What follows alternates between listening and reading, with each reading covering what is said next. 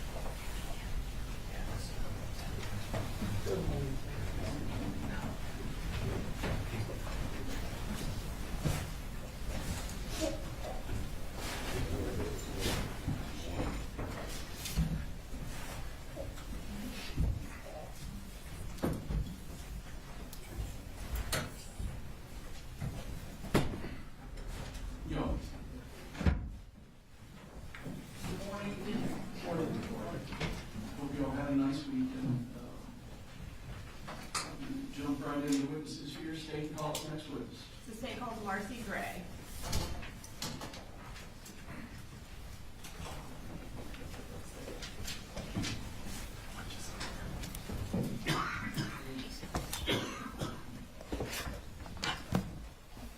Please raise your right hand.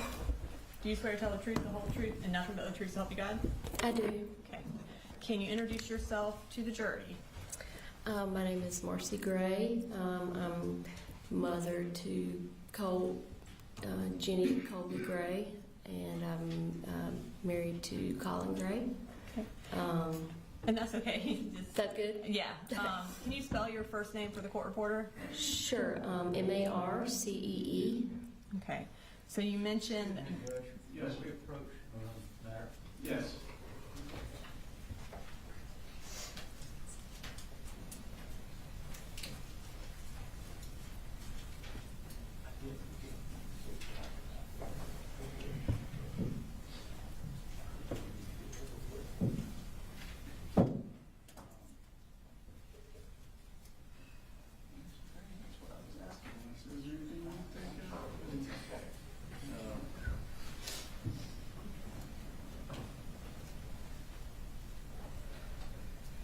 So, I would, and then it's Jeter versus State, 300 Georgia Appeals 396.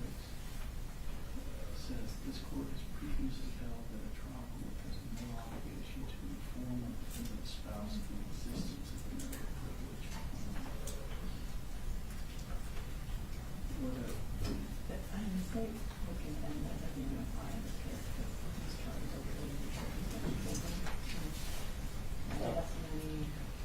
There is no privilege.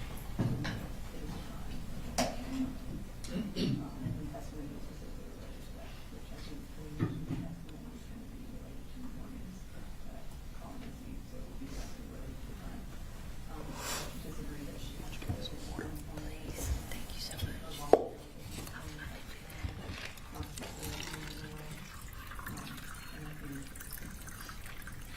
Thank you so much. I've never had anyone.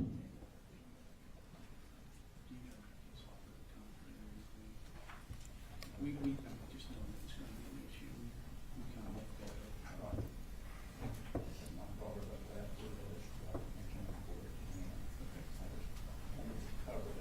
Okay, but you do not have a case that says I need to, is that right? Okay. I'm going to proceed based on Jeter versus State, just saying that having no obligation to inform the existence of the marital privilege. Thank you. Thank you.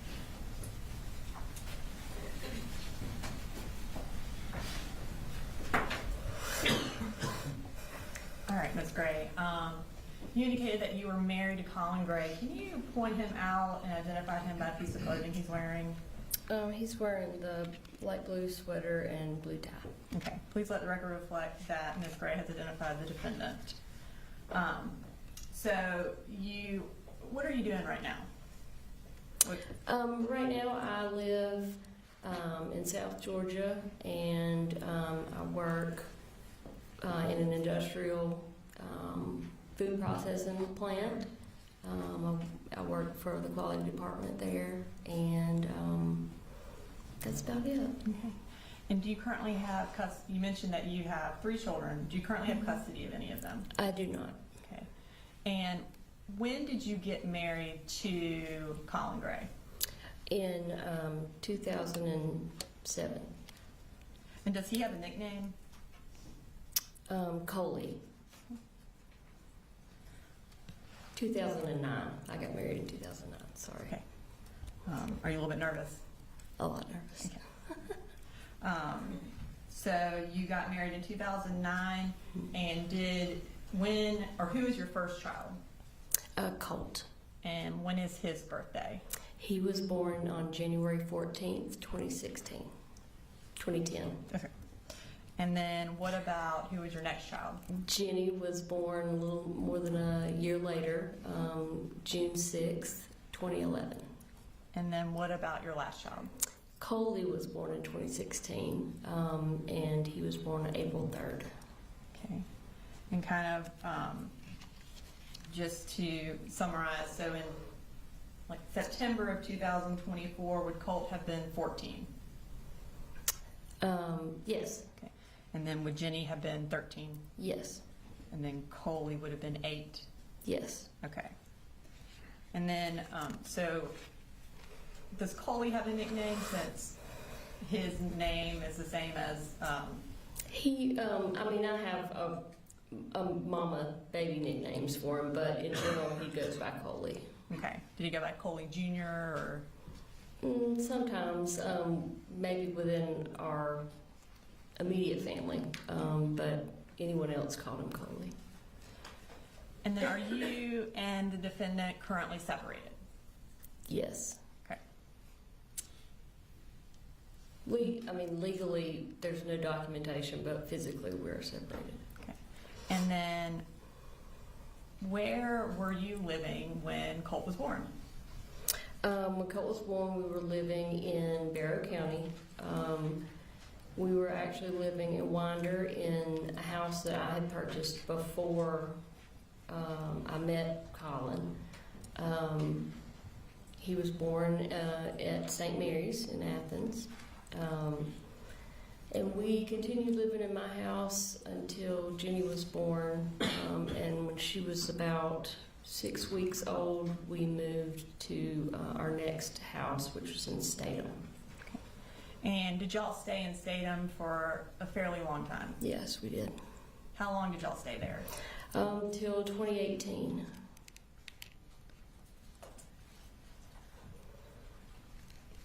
So I want you to kind of just summarize for us where y'all moved after then, up Sure. until y'all moved to Jackson County.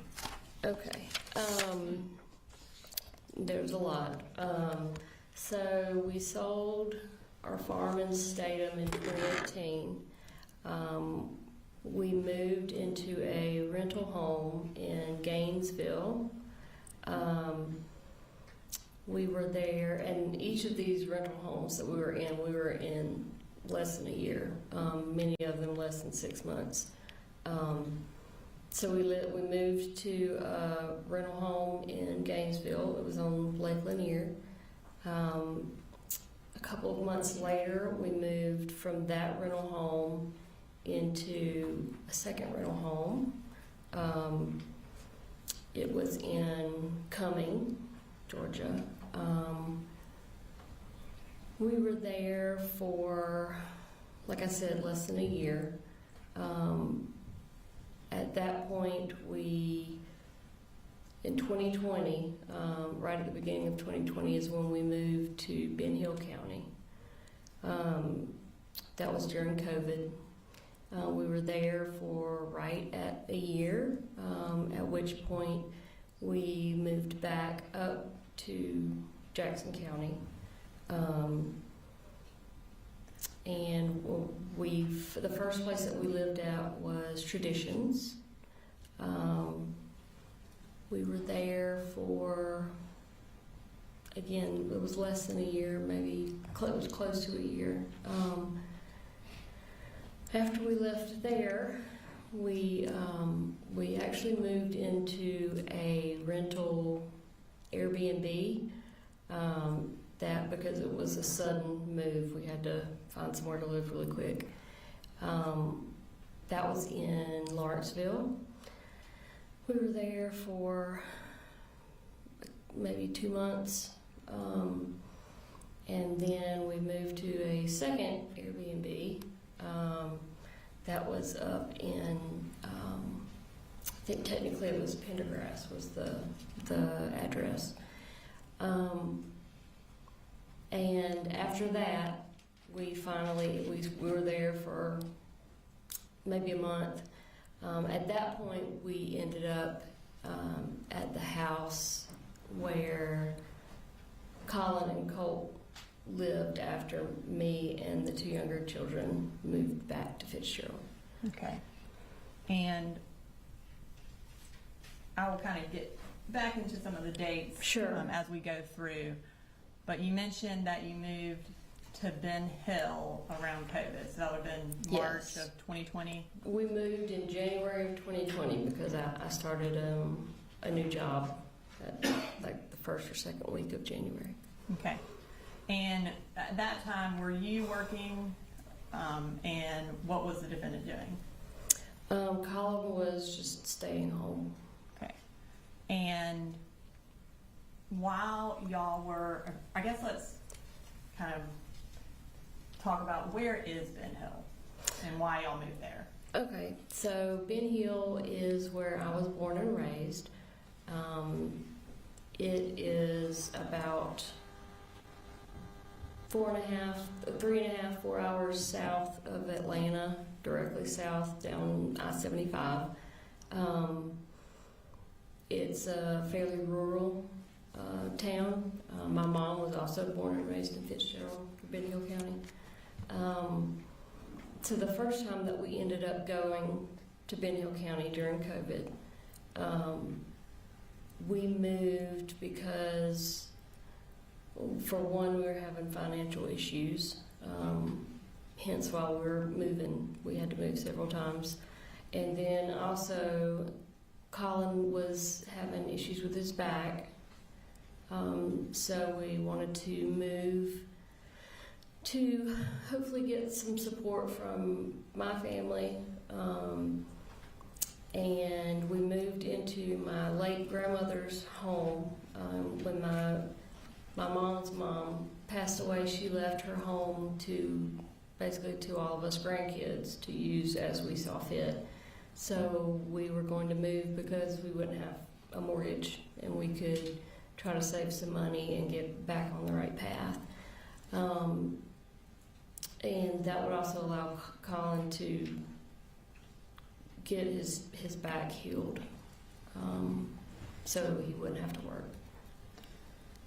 So y'all moved to Ben Hill right before COVID. I want to fast forward to Colt's 6th grade year, which would have been the fall of 2021. Okay. At that time, were they still doing digital learning for a period of time? Yes.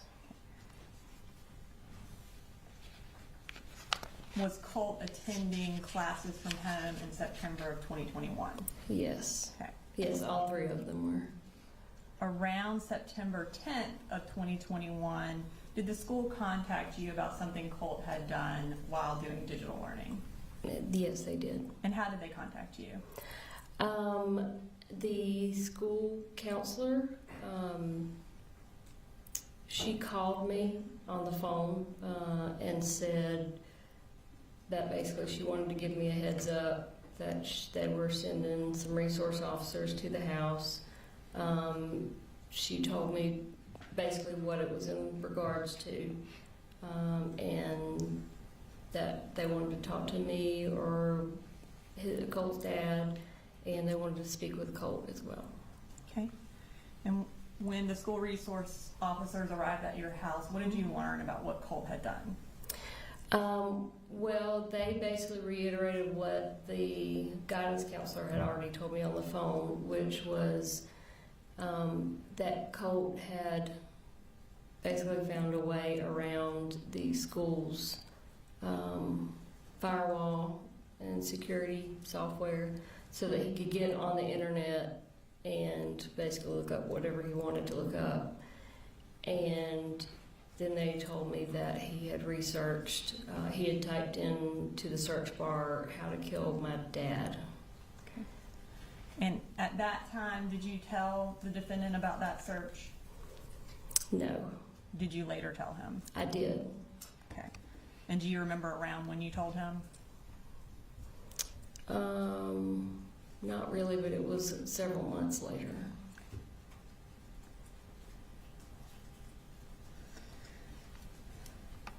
Did the Department of Family and Child Services become involved with your family around that same time of that search?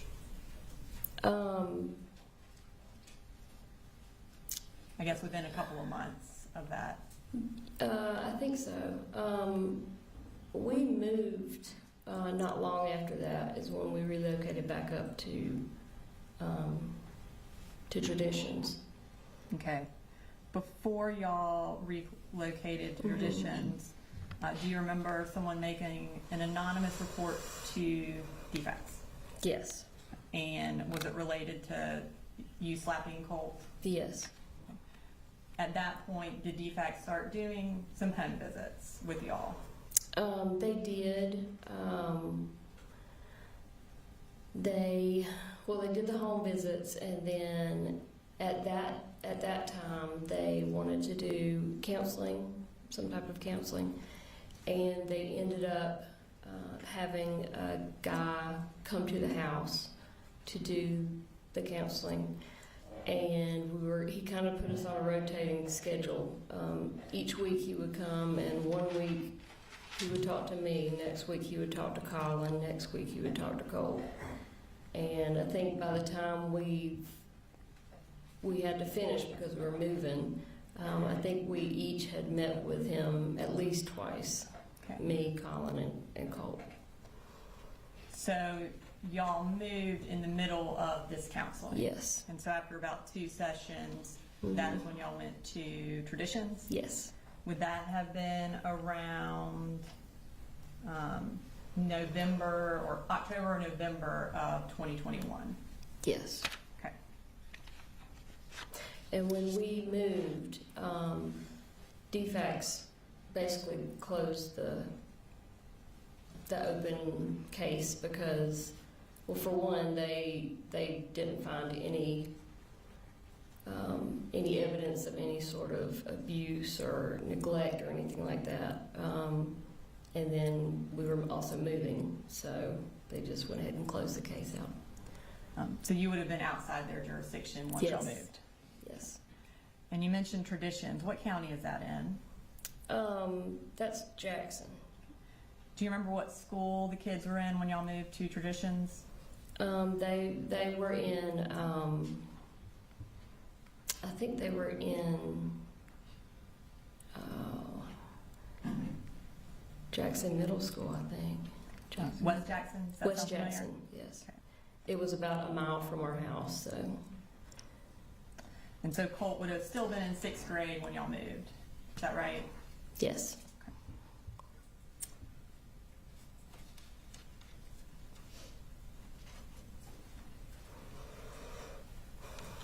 Now, you mentioned earlier that you had to make a quick move from Traditions. And that would that have been around August of 2022? That sounds about right, yeah. And why was it a quick move? We got evicted. And is that when y'all went to a few Airbnbs like you mentioned? Yes, ma'am. Okay. So then eventually you moved to Jefferson sometime kind of in that fall of 2022? Yes, ma'am. Where did the kids start going to school then? Oh gosh.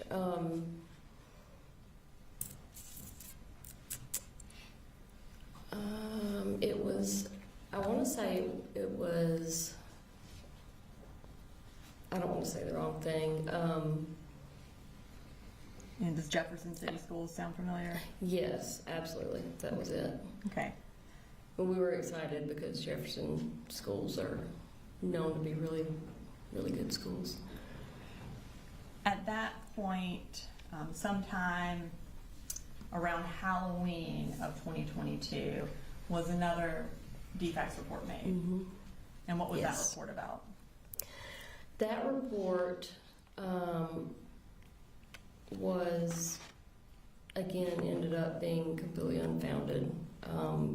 And one of our neighbors had reported general neglect of our kids. She said that they were being sent to school dirty, they weren't being fed.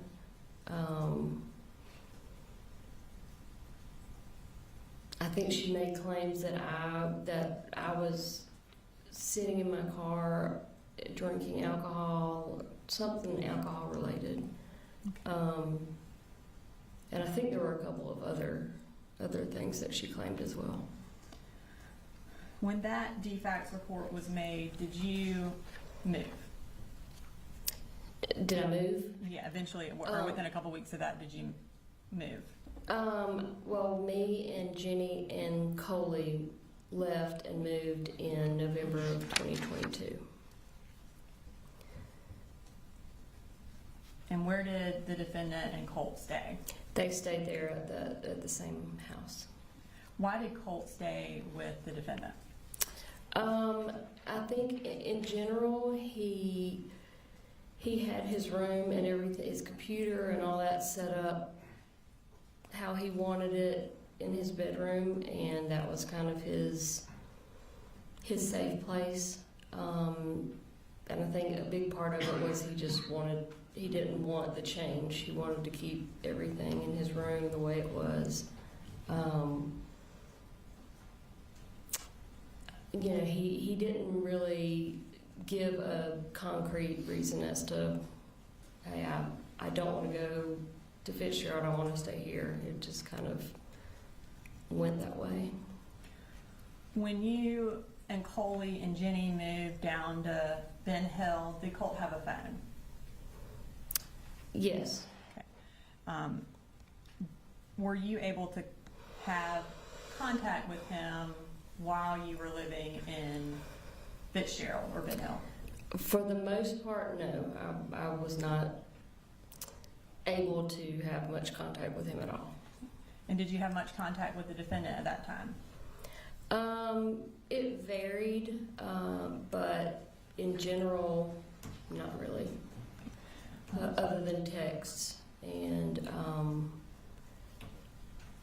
there were a couple times where I tried to facilitate him visiting his younger son. His daughter at the time didn't want to have anything to do with it. Objection.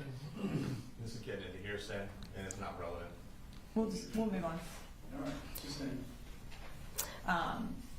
So, at any point, how often did he visit you in Fitzgerald, or did you visit Colt and the defendant in Jefferson in that time frame where they were living alone? I think Colin visited us in Fitzgerald twice, and I drove Coley up to visit them maybe 3 or 4 times. It was right towards the end.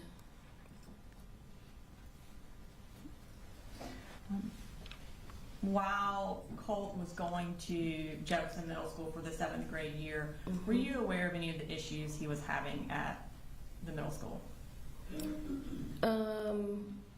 At some point, I was made aware of them. At the time that they took place, I was generally not aware of anything that was going on.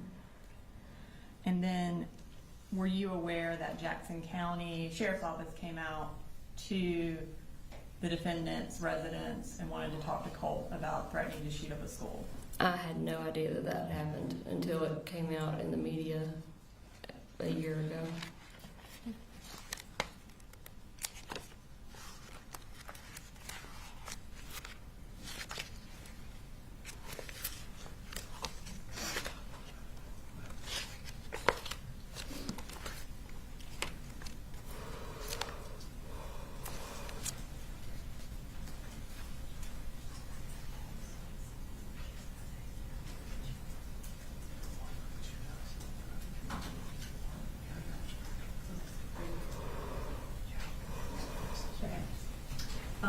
this time, you said you weren't aware until after everything happened. At this time, I'm gonna display a text message from State Exhibit 150.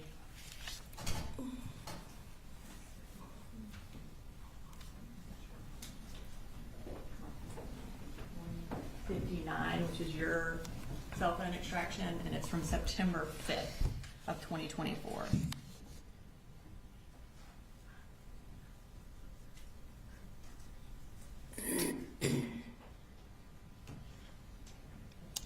Can we do the first one?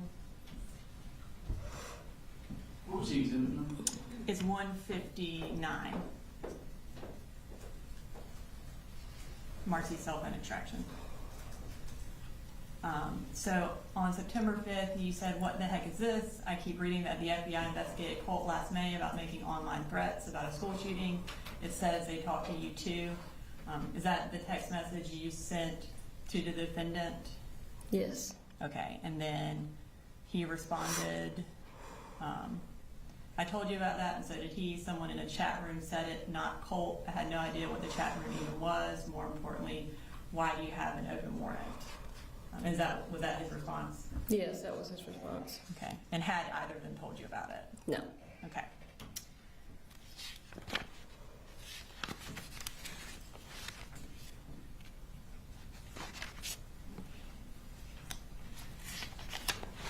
Okay. So I'm going to fast forward to August of 2023, a couple of months after the May incident with Jackson County Sheriff's Office. Did Colt move back in with you in Ben Hill? Yeah, when was the month you said? I have August of 2023. Yes, ma'am. Okay. And was it just Colt or the defendant come too?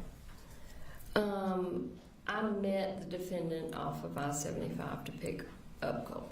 Okay. And why did he come and live with you? Because, well, he had called several times leading up to that, wanting to come and live with me because he said he just couldn't. Objection is the hearsay. It goes to explain why he was moving to live with her. It goes to explain conduct and not for the truth of the matter, sir, not to explain. I don't know exactly what she's going to say, but essentially she's going to explain why Colt wanted to move and also why the defendant allowed it to happen. Of course, if it's the defendant's statement, then it would be admissible. All right, I'm gonna have to hear what it is.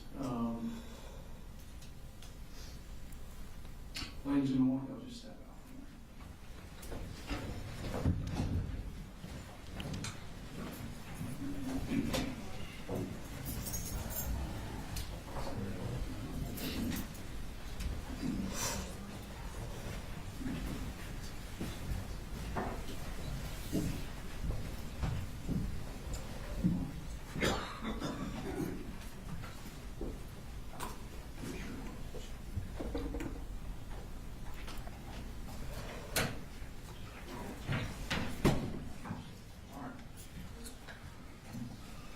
Ask the question again. Why did Colt move to Ben Hill? So, like I said, Colt had already asked several times in the past and then changed his mind at the last minute. But he had been telling me over the phone that he couldn't take living with his dad anymore. They were constantly getting into physical altercations. That, it was a constant screaming battle between the two of them. And he was basically trapped there at that house because nobody else was ever involved with him up there. So he basically was saying he was at his breaking point. And did you have any discussions with the defendant about him moving?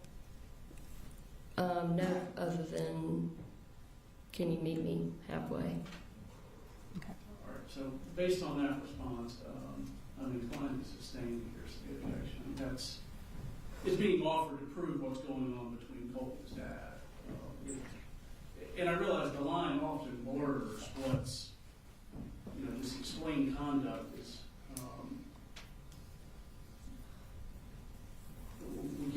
bust through it all the time. So the line blurs on, is it for the truth of the matter asserted or for some other purpose? To me, this one falls more on the side of for the truth of the matter asserted, so I'm Okay. inclined to sustain the objection. I just like you to do that in front of the jury so they know why she isn't answering the question. That it's sustained? Yeah. Sure. Do we need, is there a next question that we need to ferret out or no? Well, I mean, did he bring him to meet you? Well, that's obviously. Yeah. All right, bring him back.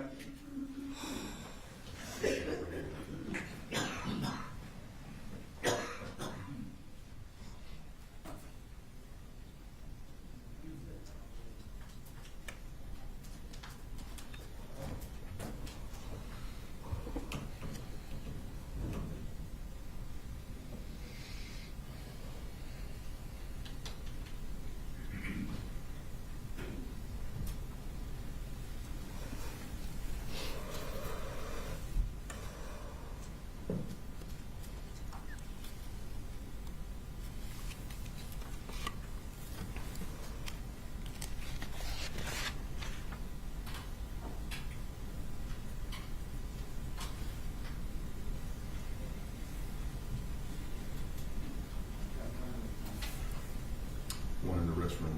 Okay. Just understand as you like.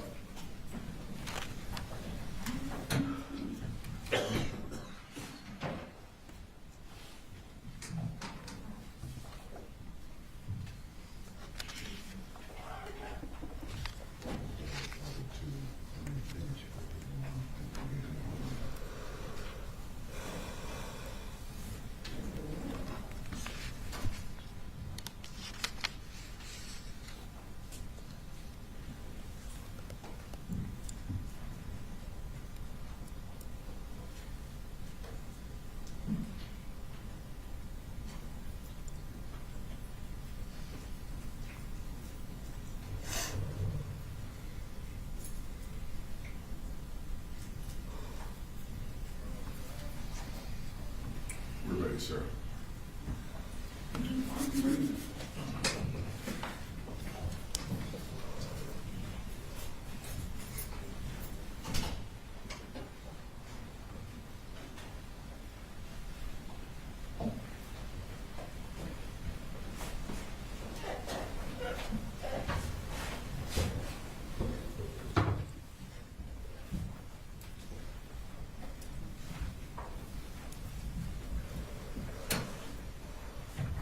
Y'all missed it.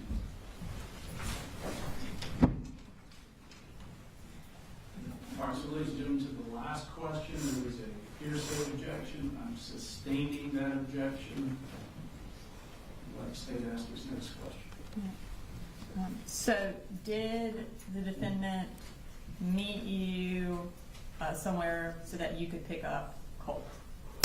Yes, we met.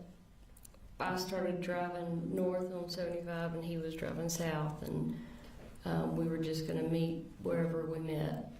I don't remember what exit it was, but we got off and Colt had not packed really anything. He had just gotten in the truck. He brought his guitar, and so we met in a random parking lot. It was just kind of an abandoned plot of land. And I said, you didn't bring any clothes? And he said, no. I said, Objection, that's... hearsay.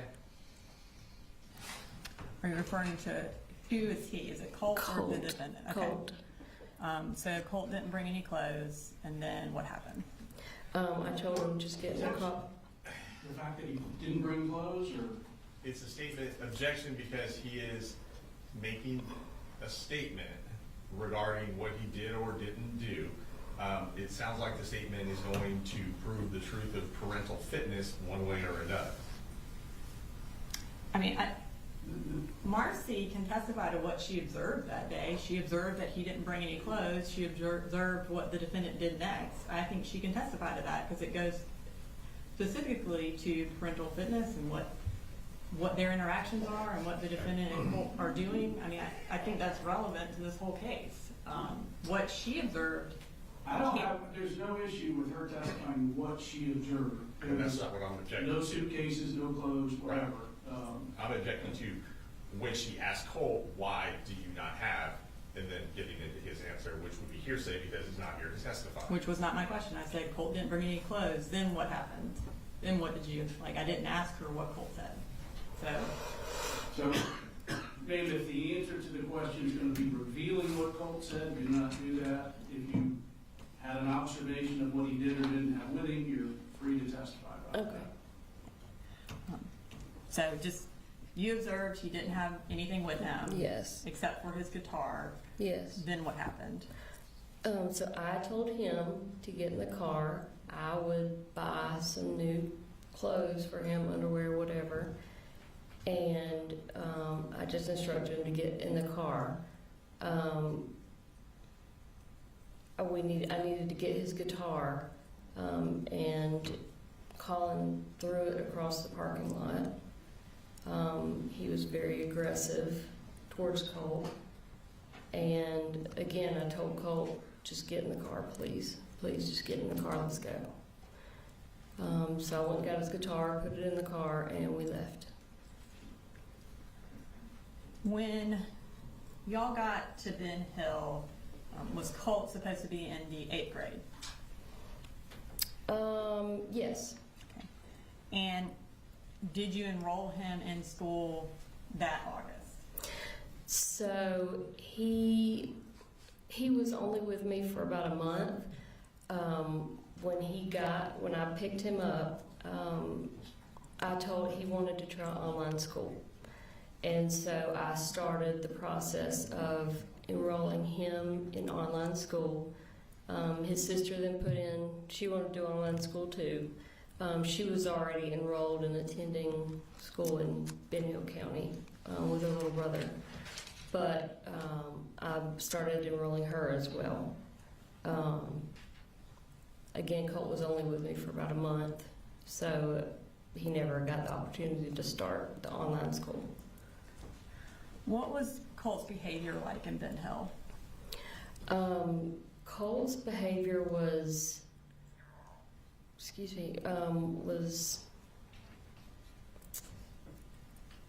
alarming. It was very different from the Colt that I remembered, that I had left with his dad when we left in 2022.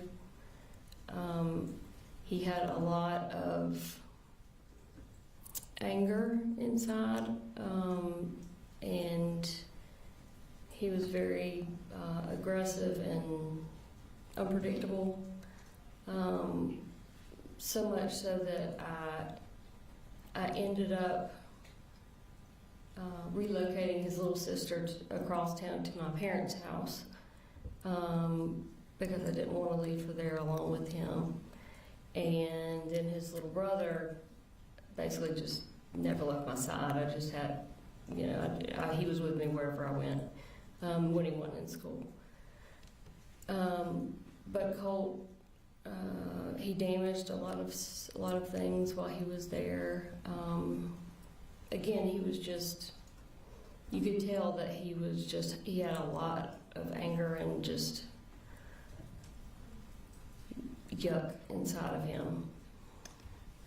You said he damaged a lot of stuff. What kind of stuff did he damage?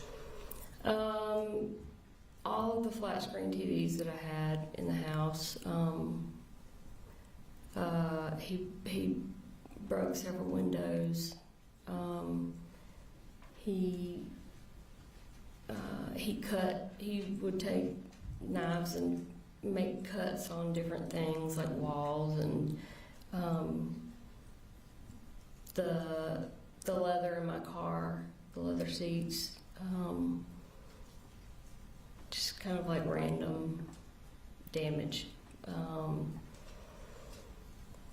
He wrote on a bunch of stuff, walls and that sort of thing. And on October 3rd, did your dad actually contact the police because of something Colt had damaged. Yes. What had he damaged on October 3rd? I think that was when he broke, the first time he broke a window. He had broken a window because from slamming the door really, really hard. It's an old house, and so the windows are old. And if you're not careful, you slam the door hard enough and it'll shatter a window. And I'm pretty sure that's what happened. And then once that happened, I kept fixing it by basically taping it up and putting a piece of cardboard over it until we could get someone to come and professionally fix the window. And he kept punching through the cardboard. As soon as I'd fix it, he'd punch through it again. And I think it was the window was the actual reason why he called the police that one day. And did the defendant come and get, or did Colt go and live with the defendant immediately after that? Immediately after the second time, so my dad actually called the police twice, or went by to see the police twice. The second time, they came, and each time they came, I would basically ask them, please don't take him to jail. You know, I don't want anything on his record. Can you just talk to him?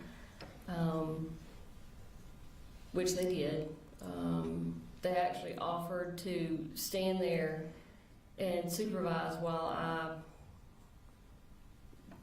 spanked him or some like physical punishment. I was like, no, I don't want to do that. He was bigger than I was at the time.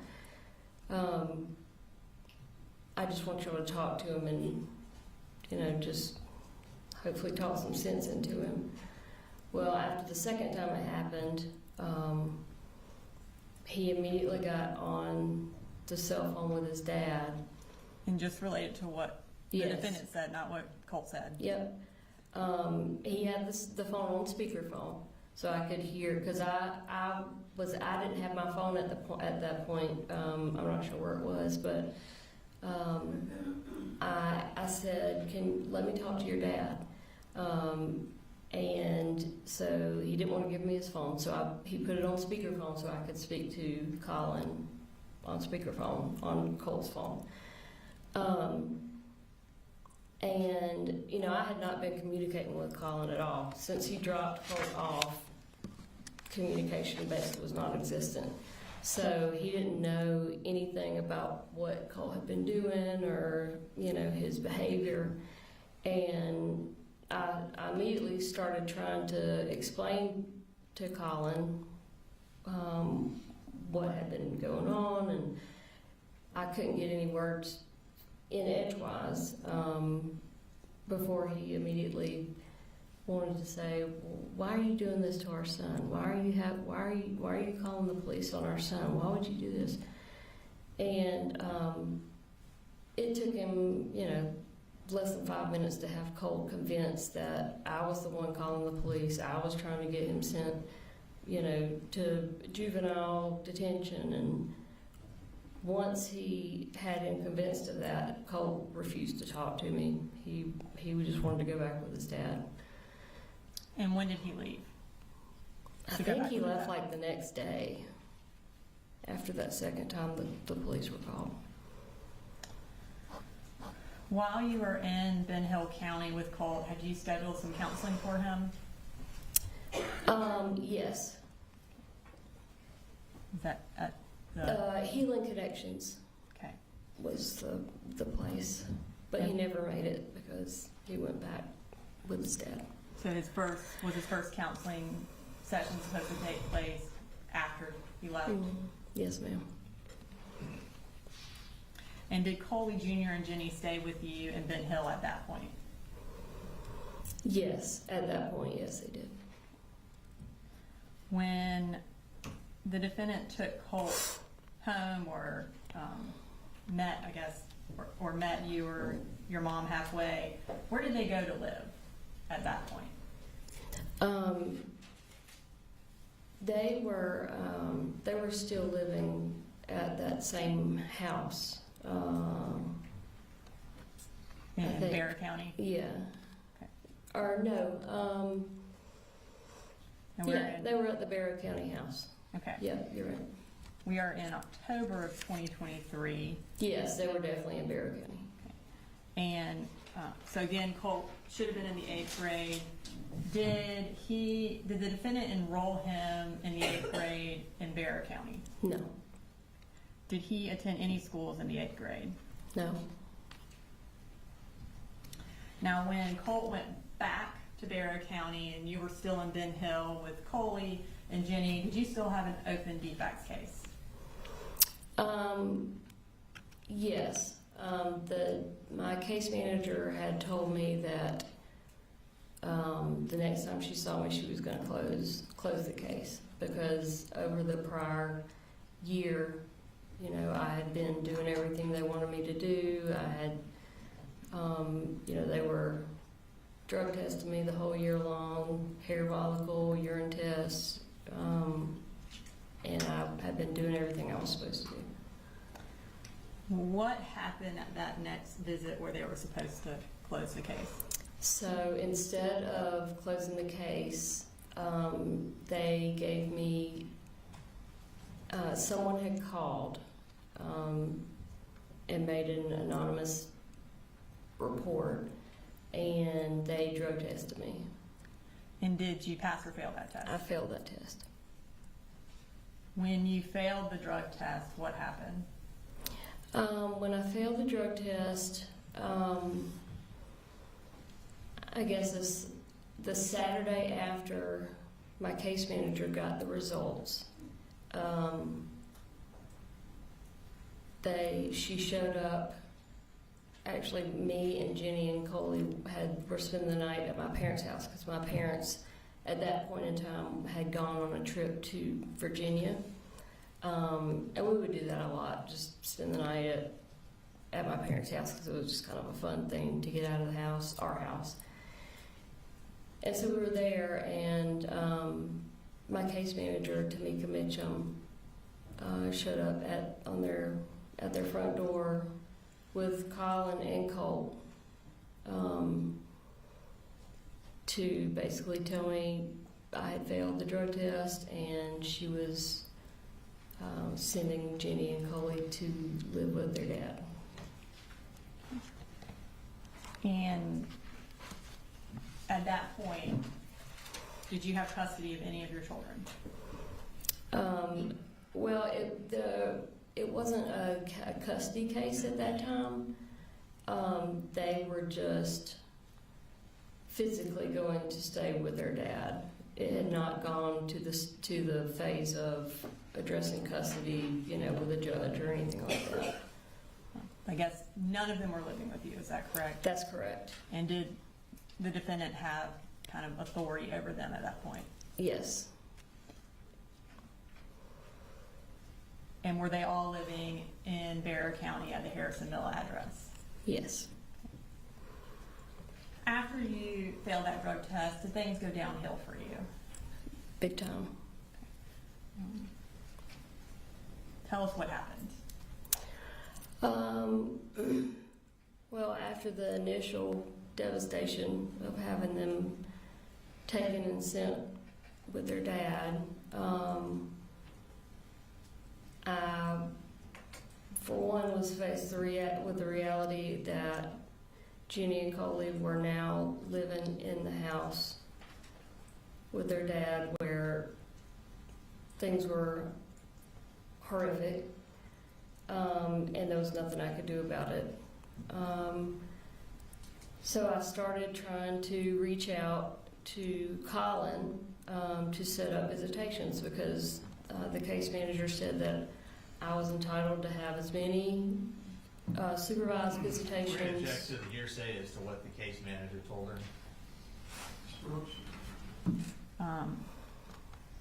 I think I understand your latest sustaining of the objection about hearsay related to to explain conduct, but this is squarely within that.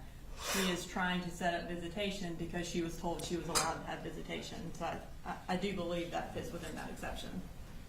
I believe our harm is also very low where the caseworker already testified to that fact. I don't think the caseworker testified exactly to what she is saying. I believe she testified that she was allowed to have visitation, so I think she testified that visitation was up to the defendant, not that she had an absolute right to visitation. Visitation was at the right of the defendant. I believe you're correct. Was she saying something different just then? Or? Yes. I think we're splitting hairs. She wasn't prevented from seeing her children. So she could have visitation. She was allowed to have visitation. If it's up to the defendant, she's calling him to try to set that up. That's exactly what she's testifying to.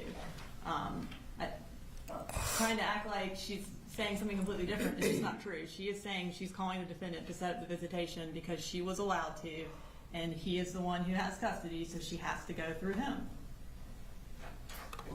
And this victim testified that she was not entitled to visitation. Any visitation was to be done through the defendant based on his determination. Not that she had an absolute right to visitation. That is a misinterpretation of what Ms. Christian testified to. She did not say she was not entitled to visitation. That is not what happened. So, ladies and gentlemen, you'll have to remember what the DFCS worker, case manager testified to. I'm going to let the witness go ahead and answer. So, I mean, I can rephrase. No, he overruled the objection. So, Okay. You were, I guess, where we're at. There was no restrictions to me having visitation or seeing my children other than it needed to be supervised. She did say that I needed to schedule it with Colin. So I started reaching out immediately because, you know, I wanted to see them as much as humanly possible. And it immediately became apparent, which I knew it would, that he was not going to communicate with me whatsoever. He had blocked my phone number, and I know that because I checked it the next time I saw him and had access to his phone. He basically refused to not only not let me see or speak to my kids, but he refused to speak to me himself. So my children were living somewhere where I knew was a nightmare for them, and now I can't get any sort of updates or any sort of contact with them. I tried to get my mother to reach out. She was met with the same obstacles.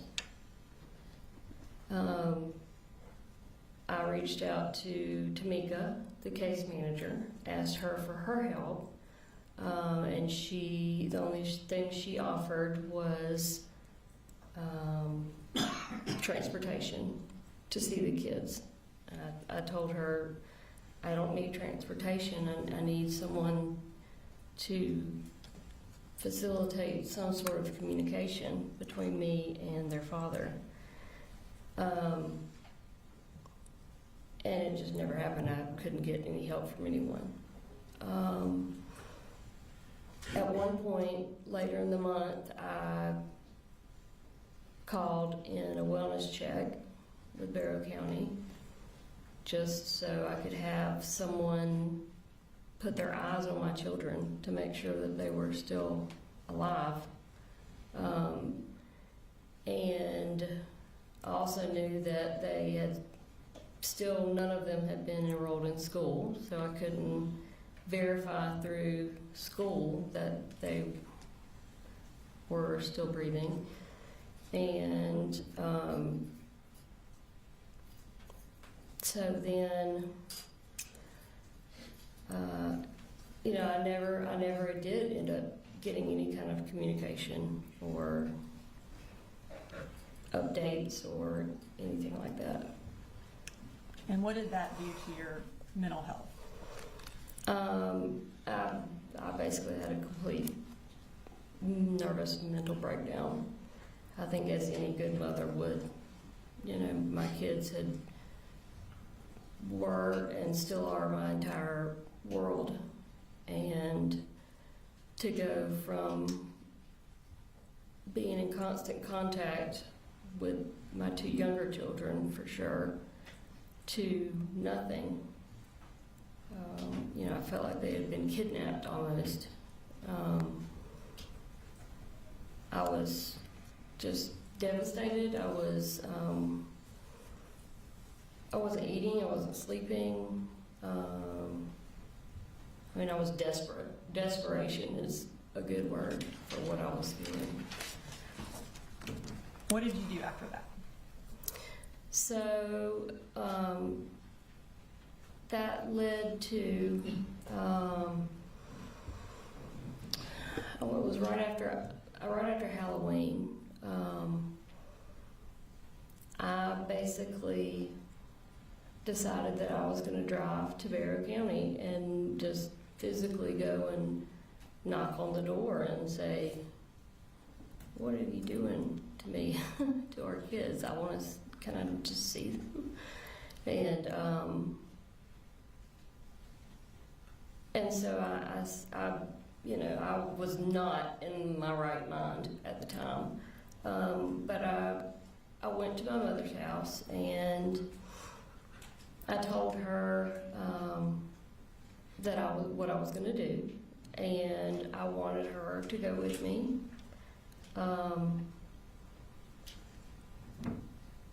Just to be another person, to be there to observe what takes place, and to be there, to support or take the kids, to McDonald's or something if I needed to talk things out with Colin, just to be there in general. And she knew that I was not in my right mind, and so she said, "No, I'm not driving you to Wander. I'm not going with you," which I had not expected. I never thought in a million years that she would say, "No, I'm not going with you." And so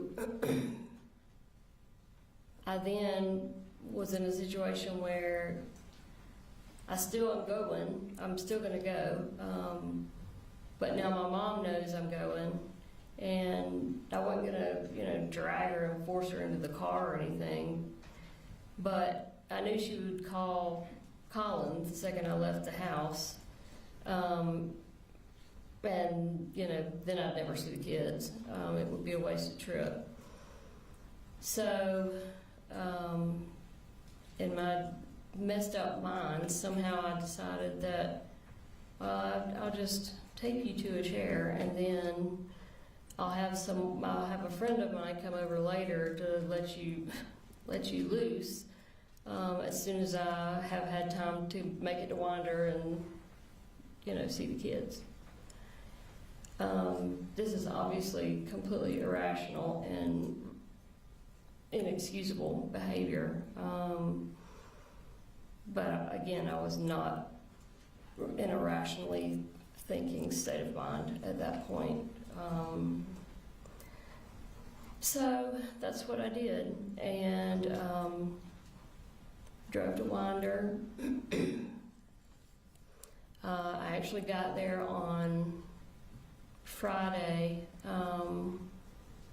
but it was late. It was dark, and I didn't want to go knocking on the door, late at night, and it, be made out to look like, oh, your mom's, banging on the door at all times of the night. So, anyways, I slept in my car basically Friday night with the intention of going to talk to him Saturday morning, which is what I did.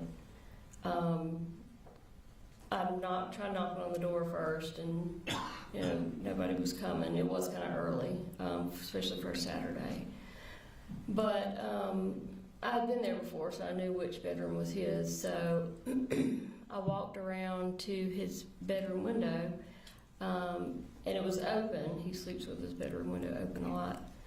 And are you referring to Colin? Yes. Okay. Sorry. It's okay.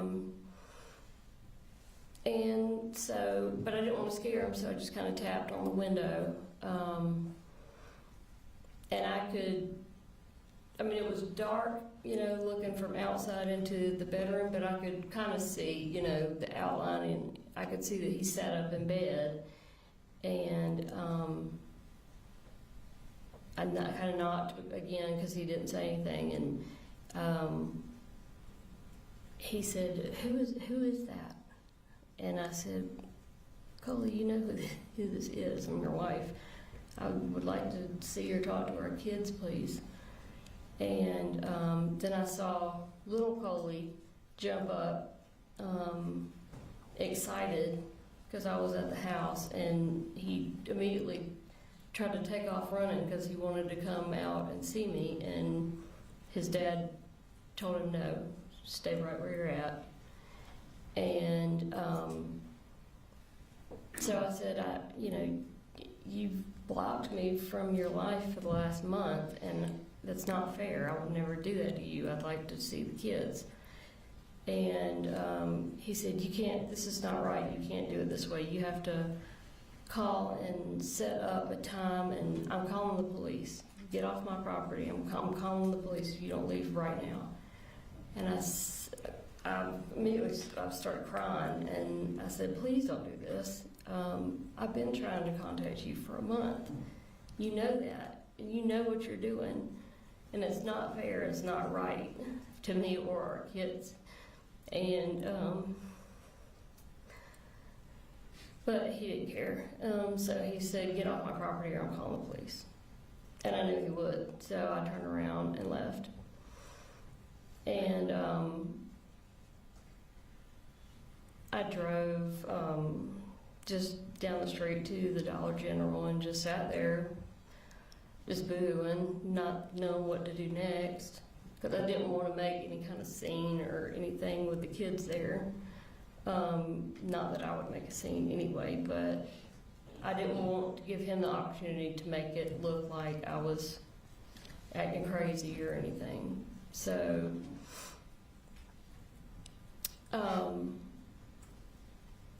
a couple hours later, I had actually brought some of Jenny's electronics, some stuff that she used with her iPad and like an Apple Pencil and stuff that I wanted to leave with her because I knew she would want them.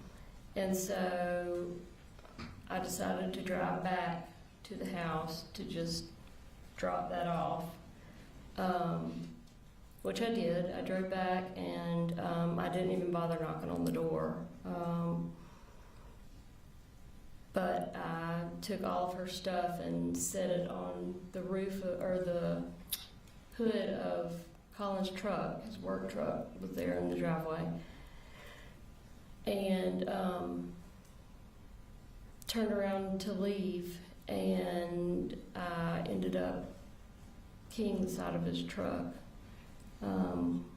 Which is the first time I've ever done anything like that. But I just had so much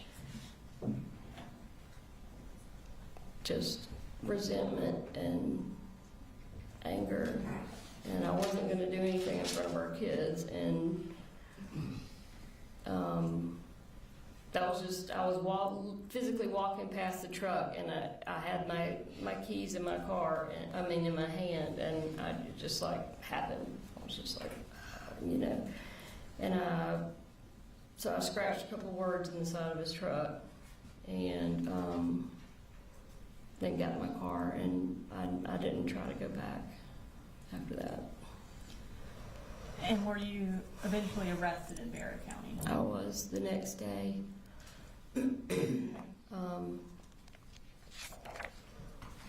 You know, a couple hours, I guess, after I had keyed his truck, he was outside and he saw it. And so he called and made a police report.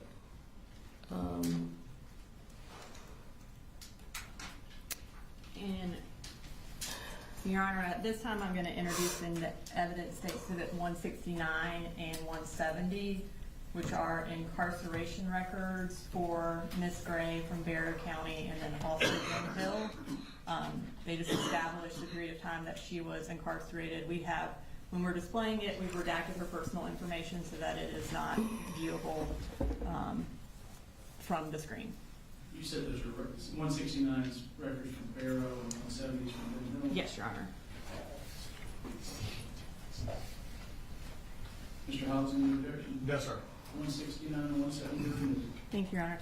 And these are self-authenticating, so I'm just going to go ahead and display them for the jury. So we're going to start with Barrow County. The records show, Ms. Gray, that you were incarcerated from November 6th to December 22nd in Barrow County. Does that Yes, sound ma'am. accurate? Okay. Before you left Barrow County, did you plead guilty? Did I what? Did you enter a guilty plea before you left the Barrow County Detention Yes, I Center? took a plea. And Your Honor, at this time, I'm going to introduce in the evidence state exhibit 208, which is Ms. Gray's plea of guilty to use of a license plate to conceal identity. No objection. All right, 208 submitted. And so ultimately, you pled guilty to the misdemeanor use of a license plate to conceal identity, and you received a 12-month sentence. Is that correct? Or for? No, I used my first offenders for, there were several other charges besides the license plate. I guess what the sentence actually has is just the use of a license plate to conceal identity. And then it has it as a 12-month sentence. And then during that 12 months, it shows that you were barred from Barrow County. Is that accurate? That was one of the stipulations, but it actually, they made a modification to that. And that was after September 4th? Yes. Okay. So once you pled guilty in Barrow County, did you then get transferred to Ben Hill County's detention center? I did. And was that related to the charges against your mother? Yes. And are those actually still open? They are still open. Sorry, at this time I'm going to go ahead and display your incarceration records from Ben Hill. Okay. It shows as you being there from December 22nd to April 12th of 2024. Does that sound accurate? Yes, ma'am. Okay. So you were released on April 12th. Is that why were you bonded out? Is that why you got released? Yes, ma'am. Okay. So what were you supposed to do upon release from Ben Hill on April 12th of 2024? With regards to like what my parents wanted me to do. Yes. Where were you going to go? Okay, so I had found a rehab facility, and I was going to go there. And what rehab facility was that? I forgot the name of it. It's Promise of Hope. Promise of Hope, yes. And did you ultimately go to Promise of Hope? I did. Yeah, I stayed home over the weekend just to visit with my parents, and then I went, I think, on that Monday. Okay. And so, Your Honor, at this time I'm going to introduce an evidence States Exhibit 171, which is Ms. Gray's attendance records at Promise of Hope. No objection. All right, 171 submitted. And Your Honor, these are self-authenticating, so I'm going to go ahead and publish them to the jury. So it indicates that you were at Promise of Hope from April 16th of 2024 until July 6th of 2024. Does that sound accurate? Yes, ma'am. Okay. So, in that time frame, while you were incarcerated and then also in rehab, what kind of contact did you have with the defendant? Most of that time period, most of the time period when I was incarcerated prior to rehab,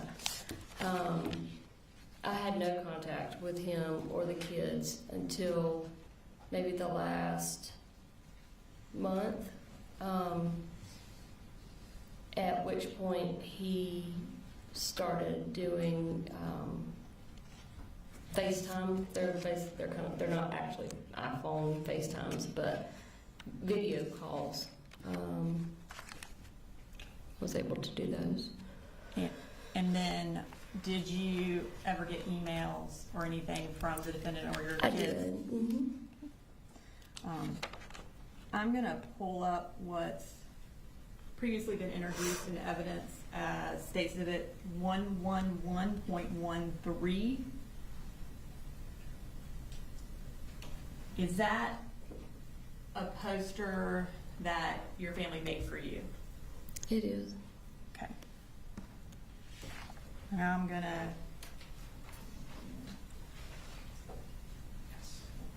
show you what's been marked as State's Exhibit 209. Do you recognize that?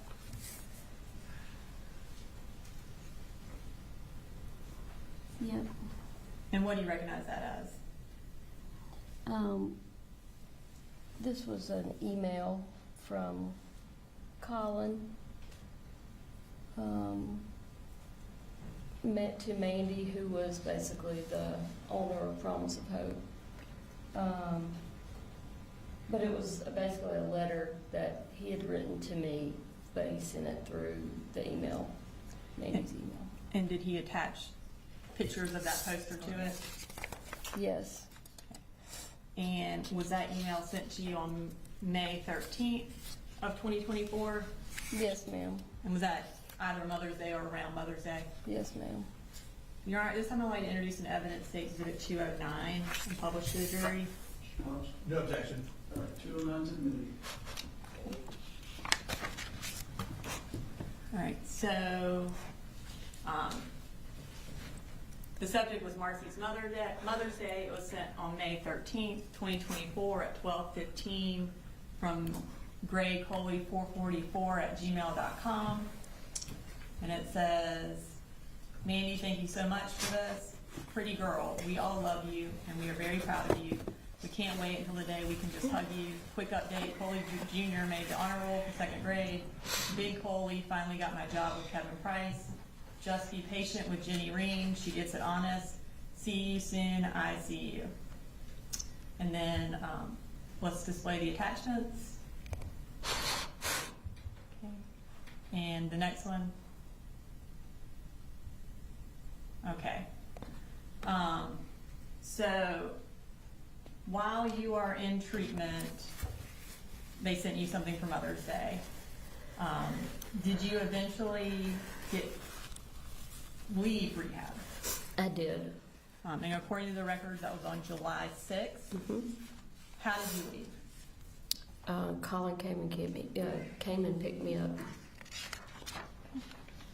And when he came and picked you up, where did you go? We went back to their house in Barrow County. Now, at that point, did you move in to the Barrow County house? I wouldn't call it moving in, but I did stay there for approximately 5 weeks. Okay. And was it ever your intent to remain there permanently? No, my intent was to find either a rehab or a sober living house close to them, like in Athens or something like that, and pursue that sort of living arrangement, or possibly my own apartment or something. And at this point, you're still banned from Barrow County, is that right? Yes, ma'am. Okay. When you moved to Barrow County, did you have a driver's license? No. Did you have a car? with you in Barrow County? No, I had no way of driving anywhere. Did you have a cell phone? No, although Colin gave me one of his old ones temporarily. And was that a phone that Coley had been using? Yes, ma'am. And does Coley sometimes go by Boo Boo? That's my nickname. I call him. Okay. And when you moved back to Ben Hill later on, did you then get your own phone? Yes, at some point. Yeah.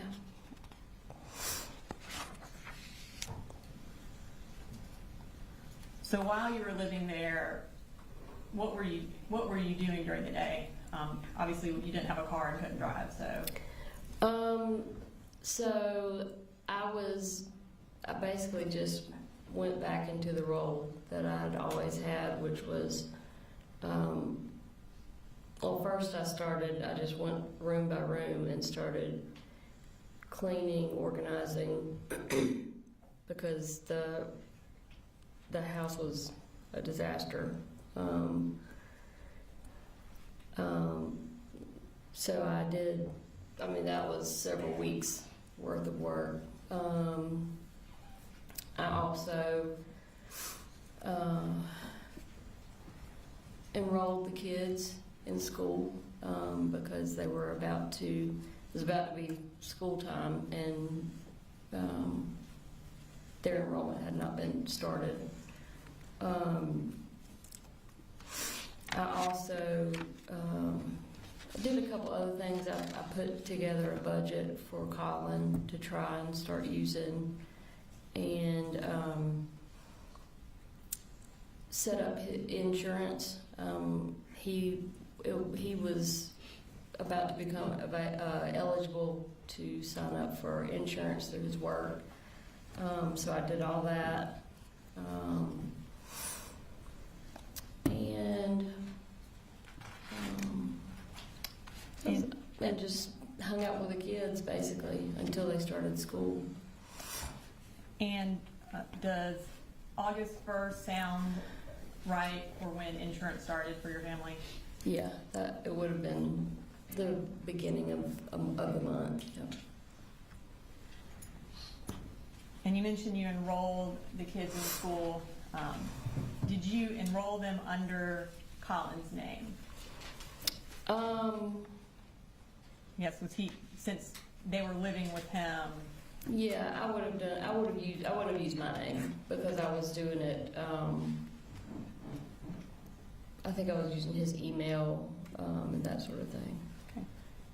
And so now at this point, I want to move to talking about Colt while he was in Barrow County.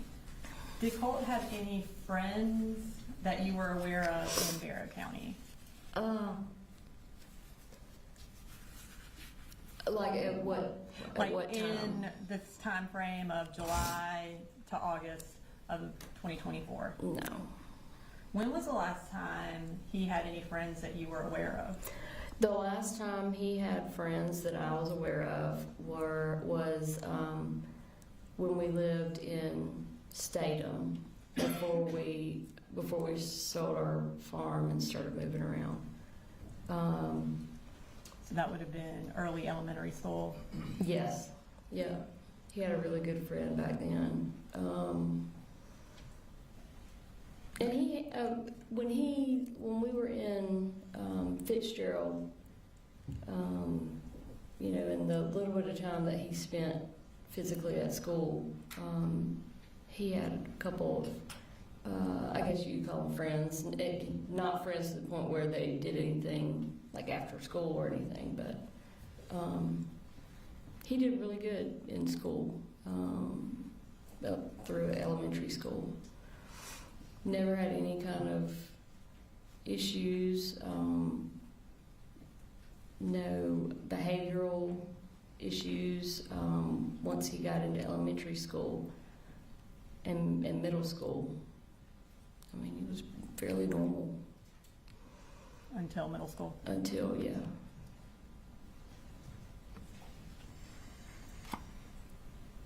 And so was in Barrow County, would he just stay at home for the most part? Yes. How was his mental health in that July, August timeframe while you're living with him? So his mental health, I think with me being there, he had a lot more stretches of positivity. He always has liked just talking with me for long periods of time. His dad too, but if his dad's not at the house, then he can't do that with him. So he was really happy that he had me there to basically talk my ear off for hours at a time. And but then he would go from happy and positive to anxiety, riddled with anxiety, easily agitated, very agitated, and could be aggressive. It was very obvious that he needed some professional help, especially with the anxiety, which he had been struggling with anxiety for a while. Had the anxiety gotten worse? From what I saw during that 5 weeks, definitely. And did he have panic attacks? I had never seen him have a full panic attack until I was staying with them during that time frame. And one night he had just a full-blown panic attack. I knew immediately what was happening because I've struggled with panic attacks towards the beginning of our marriage. Who all was present for the panic attack? Me, Colin, and Coley. And what was Colt doing during this panic attack? He had walked into the kitchen. His dad and little brother were standing in the kitchen. I was on the couch in the living room. And he walked in to the kitchen and said something, and then started like crying, kind of like I don't know what you would call it, but he was crying out, and it scared the crap out of me because I didn't know what was going on. So I jumped up off the couch and ran into the kitchen, and he was just he was standing up, but he was just kind of hunched over and crying out.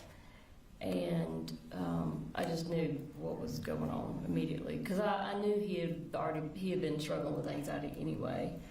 And so I went over to him and put my arms around him and said, come on. And so I walked him down the hall to the back bedroom where Colin and Coley were sleeping, and got him to lay down on the bottom bunk. They slept in bunk beds. Got him to lay down. I said, I want you to just breathe with me. And so I lay down kind of beside him, but I was kind of holding him in the bed and just started counting and breathing with him. And he would breathe with me for a couple seconds, and then he'd start crying again, and then he'd breathe with me for a couple seconds, and then he'd cry again.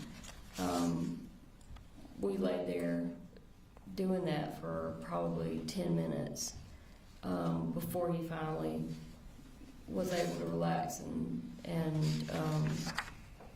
get it under control.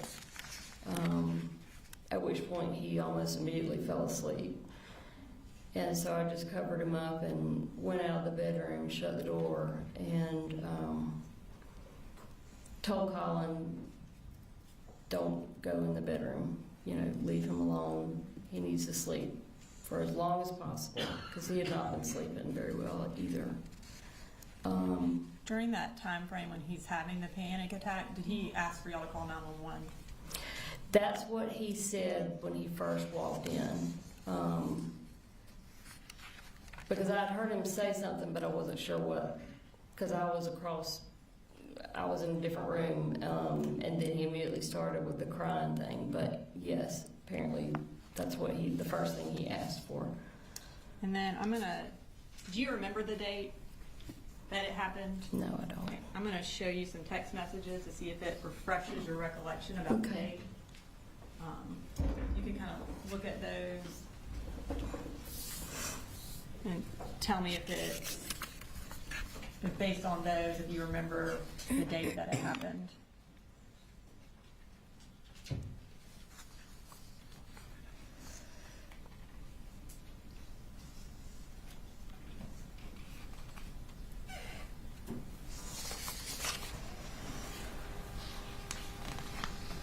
Okay, yeah. Yeah, so these are from me. Yes. Looks like maybe to my sister.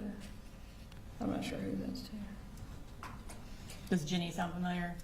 From you to Jenny? Yeah, I know I texted her about it. And based on those text messages, what date did the anxiety attack happen? Looks like the 19th. Of July? Yes. Okay. So, Is this a good jury? Yeah.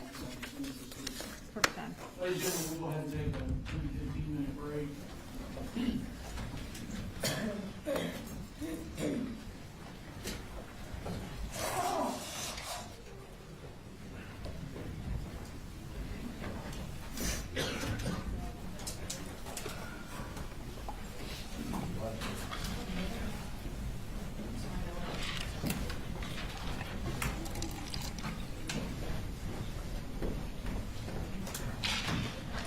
Marcy, do you need a bathroom break?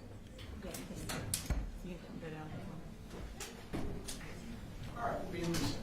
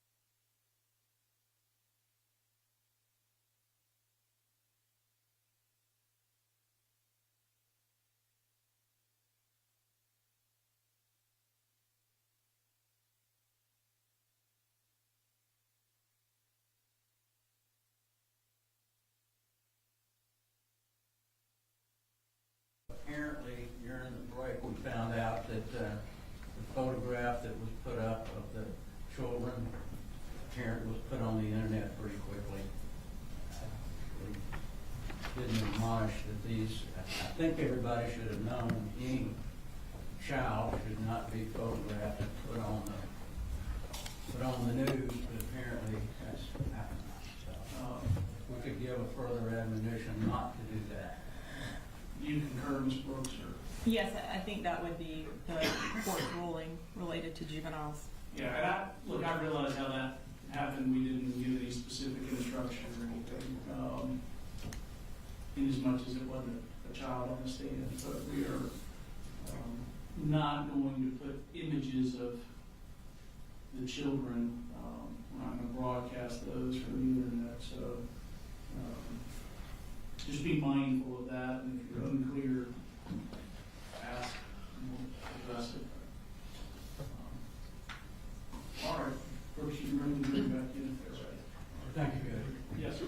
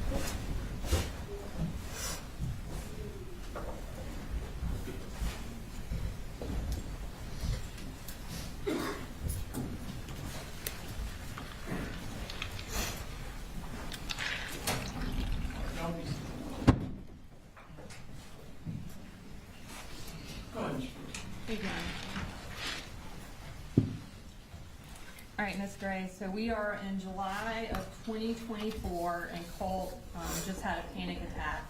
At this time, where did Colt feel comfortable sleeping? So, at this time, and when I first got there, he preferred to sleep, or he was sleeping on the floor in Jenny's bedroom closet.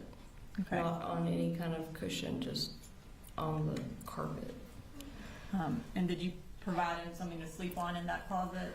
I did. I took some memory foam that I found in the laundry room and cut it up and lined the closet with the memory foam. And then I also put some in his bedroom. Okay. After this panic attack, did you start Colt on any medication? I did, Zoloft. Okay. And at this time, I am going to publish a text thread between you and the defendant from State's Exhibit 156 from July 24th.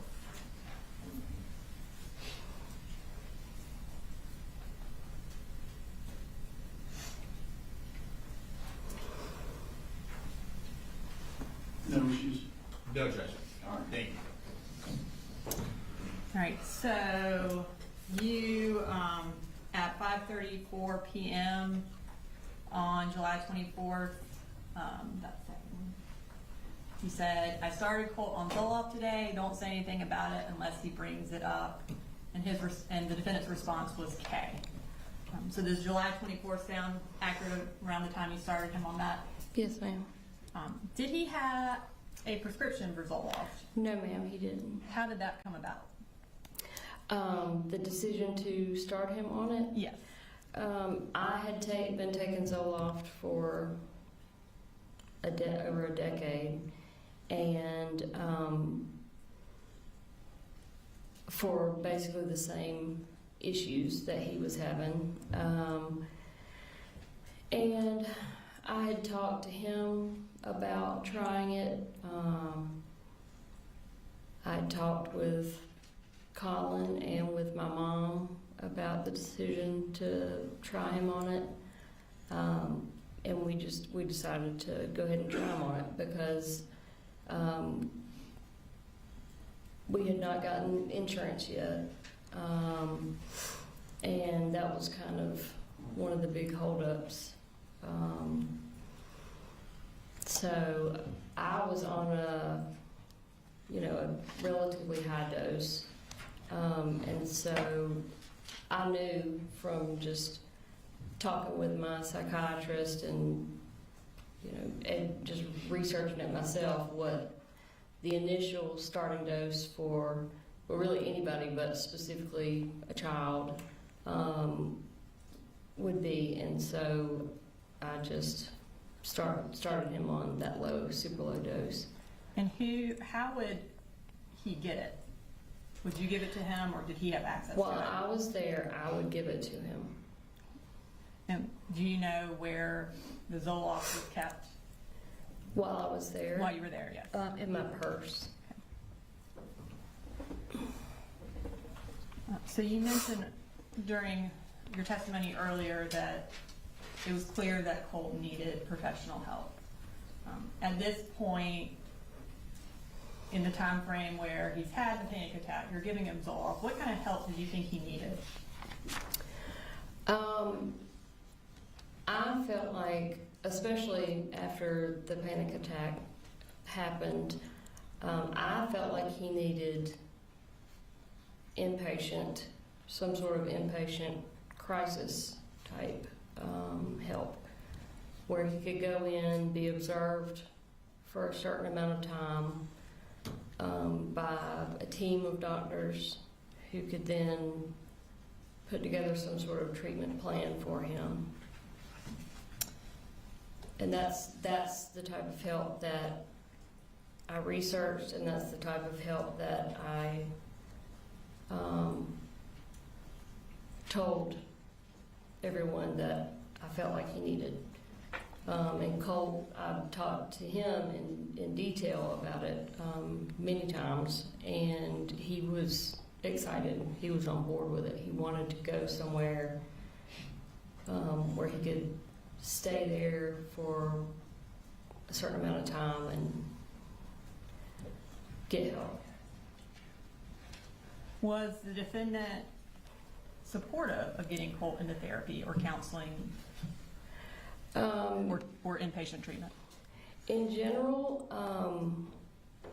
he didn't usually have a whole lot to say about it, but there were multiple occasions where I tried to talk to him about it, and his initial reaction was always, well, what if there's nothing wrong with him? What if he's just messed up? What if he's just a piece of crap person? Then what are we going to do? And I said, well, for one, as his mother, I know that there's something that he's dealing with. He's got issues. He needs help. That's not even a question in my mind. But if we do go somewhere and they say, there's nothing we can do or whatever, then we'll find another doctor until we find him the help he needs. But I was not happy with the reaction that I got most of the time when I was trying to talk to the defendant about getting Colt help. At any point, kind of over the years, had he been supportive of trying to get Colt into therapy? No. And why not?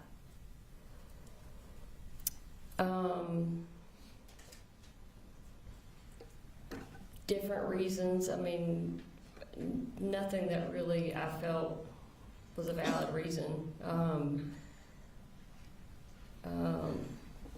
I think in general, the defendant just didn't want to deal with it. He just wanted to not pay attention to it and hope it would go away. And also, I personally think that he was afraid that Colt was going to go and talk about what the defendant was doing. Speculation, objection, what's your response? I think if she based on her interactions with the defendant and her discussions with him and her observations of him, I think she can say why he didn't want to get Colt into therapy.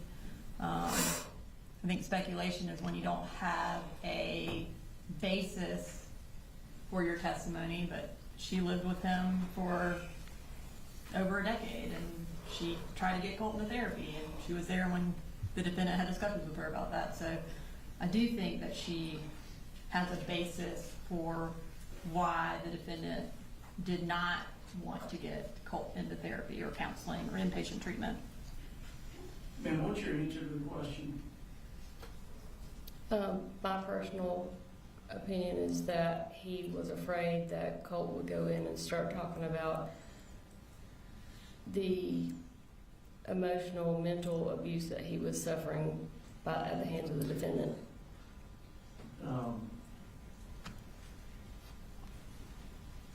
I've got more objections now. Go ahead.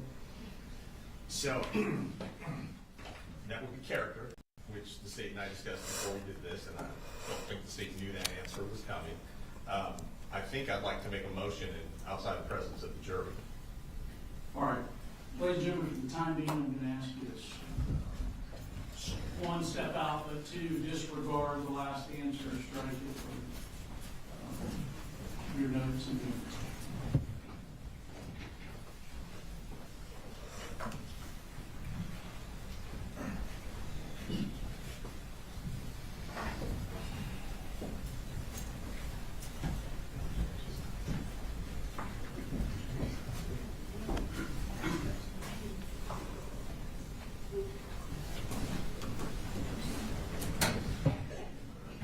Go ahead. Yes, sir. Judge, at this point, we would move for a mistrial. The witness has put the defendant's character into issue. She stated that he was physically abusive and mentally abusive as part of her speculative answer as to why, in her opinion, that the defendant was against mental health treatment. She said that in the presence of the jury. As the court knows, they're not allowed to introduce character evidence, specifically bad character evidence, unless we open the door to it, which we have not. And under 24404A, evidence of a person's character or a trait of a character shall not be admissible for the purpose of proving action in conformity therewith. So based on all that, Judge, we would move for a mistrial. Ms. Brooks. So bad character evidence would be related to something different from what he's charged with. So he is charged with having warning signs related to Colt, which included his deteriorating mental health condition, his violent tendencies, his school shooter obsession. There's going to be testimony that the defendant and Colt were physically aggressive with one another. He says it in his statement that Colt would bull rush him and strike him, and that he would hold him down. And Jenny will testify to physical fights between the two of them, and that is directly related to the charges that he is facing. And I think she said mental and verbal abuse is off of Colt. She did not say of herself, which is what Mr. Hobbs' initial objection was when we discussed it, that she could not talk about the defendant's treatment of her, which she is not. And that is what I admonished her on. You cannot talk about the defendant's treatment of you, and she has not done that. She hasn't violated any sort of admonition from the state.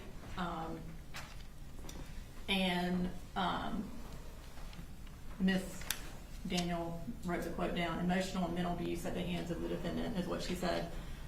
Again, I think that goes directly to what we're on trial for. So it certainly isn't a mistrial.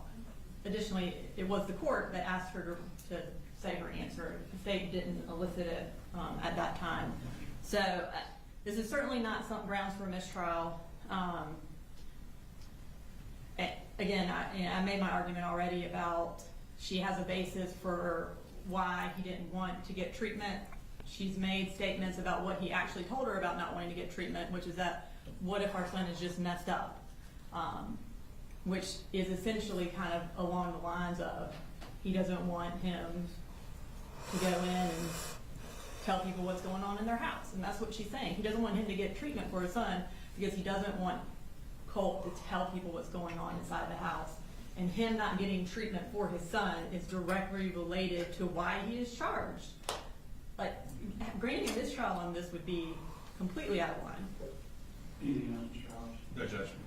All right, so I'm going to deny the motion for mistrial. It doesn't change any prejudice to the defendant that I invited the response as opposed to the state. I'm going to instruct the jury that they disregard her statement that she believed it was because Colin was abusive to Colt. And again, the issue here is, the overall issue is, what was Colt going through? What was Colt's mental health? What did Colin know in this relevant period of time? And if it were true that Colin were physically abusive or mentally abusive to Colt, to me that doesn't necessarily shed light on the critical issues. And again, it may flesh out differently with other evidence. But I'm going to tell the jury to disregard the statement that she believed it was because Colin was abusive to Colt. Tell them that that is speculative and inadmissible at this time, and disregard it, and we'll see what happens with later evidence. All right, bring it back to you.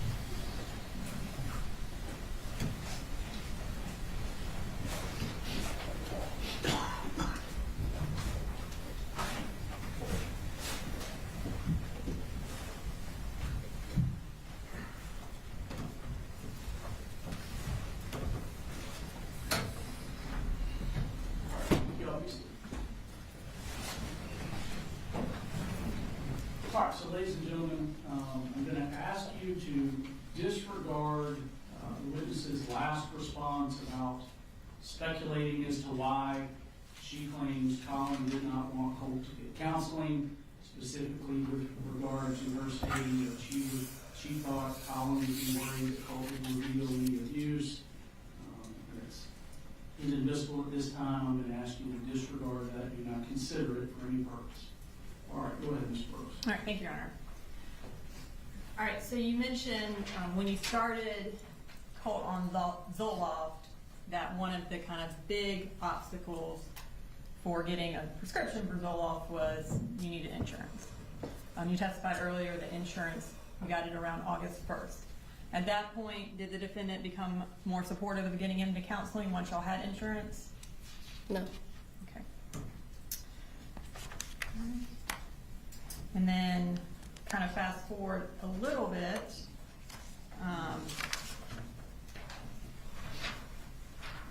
You testified earlier that you ended up getting, I guess, all the kids registered for school that year. Just Jenny and Coley. And then Colt eventually. I guess he started later. He did, yeah. Okay. We ran into issues. I ran into issues because of him not attending school the year prior. And I'm going to, at this point, introduce or display for the jury, which is from State's Exhibit 156, which is the defendant's cell phone extraction. It's text message thread between Ms. Gray and the defendant from August 12th. Any, No objection. No, sir. Okay. And you texted the defendant, we officially have a registered ninth grader. Would that be the date that you registered Colt for ninth grade? Yes, ma'am. Okay. All right. So now I want to talk a little bit more about Colt. In this time frame, or even before this time frame, did he ever express an interest in mass shootings or school shootings or the individuals who perpetrated those shootings? He had. Okay. Tell me about that.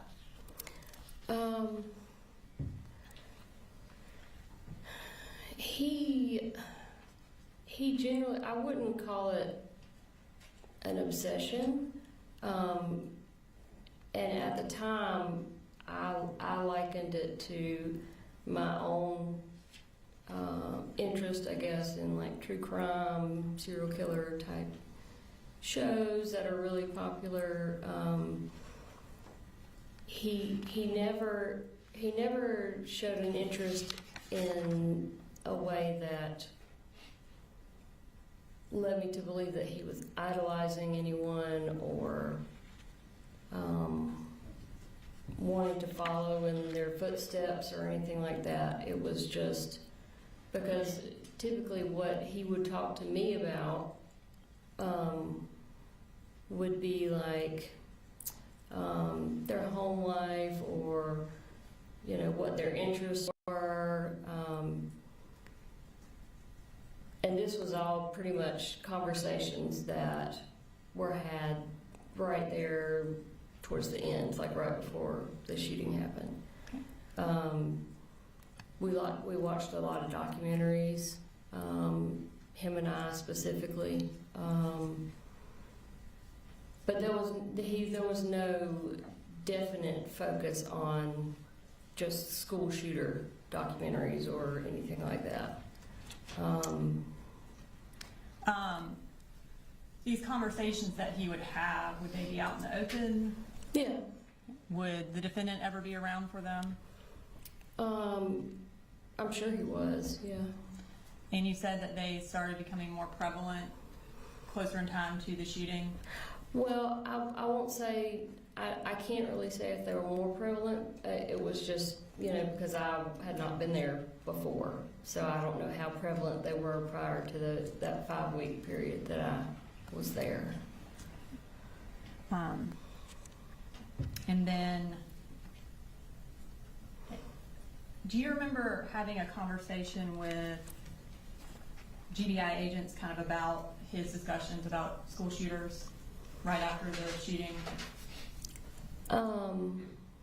I remember being interviewed by the GBI. I can't remember exactly what all we talked about. I completely understand. Do you remember, though, talking to them about Colt having developed or having discussed one particular shooter in Yes. recent months? Nicholas Cruz Okay. was the one that I remembered that name specifically. Did Colt ever make any references to wanting to look like a school shooter or to dress like one? I don't remember him specifically saying anything that he wanted to look like them. I know he talked about their looks, but from what I remember, it was typically almost kind of like making fun of them or, you know, their crazy hair or whatever. Kind of, do you remember in that same GBI interview talking about a specific discussion you had with him where he joked about completing his school shooter outfit? I do. He was talking about a vest. His dad buying him a vest. And he said it in what I thought was a joking manner, because he was laughing, and I mean, I would never think that it would be anything other than a joke, but he said something, he was talking about getting the vest, and he said,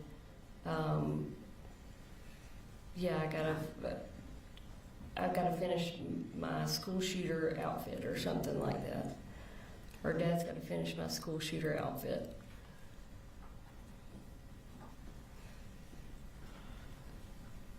And I think, I said like, that's not very funny, and of course he was like, oh, it's fine, I'm just kidding, I'm just messing around.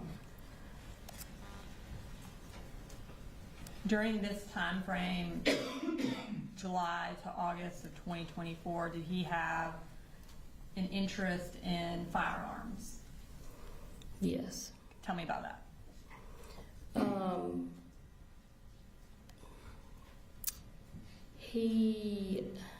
Well, I know it was a shared interest that him and his dad, you know, they would go to shooting ranges to practice, and they had gone deer hunting. And so, like I said, it was a shared thing that between them, I guess, kind of like a bonding thing. And I think that was the start of it, I guess. But then as he got more items, I guess you could call them, he got more interested in it. And yeah, I mean, to the point where when I was there for that 5-week period, he was just involved with his gun a lot. Like, he would clean it all the time, and he was always asking his dad to take him to the shooting range and that sort of thing. He definitely had an obvious interest in guns. When you say he was cleaning it all the time, where did he, or I guess did Colt have his own rifle? Yeah, the rifle that his dad bought him for Christmas, that Christmas. And where did he keep it? Where did Colt keep it? When I was there, it was generally in his bedroom. Do you remember where in his bedroom? I really didn't go in his bedroom, but I mean, he didn't have anywhere really to set it, so I guess it was like leaned up against the wall, or I mean, when he would clean it, he would sit at his desk, because I could walk down the hall and look in and see that he was cleaning it.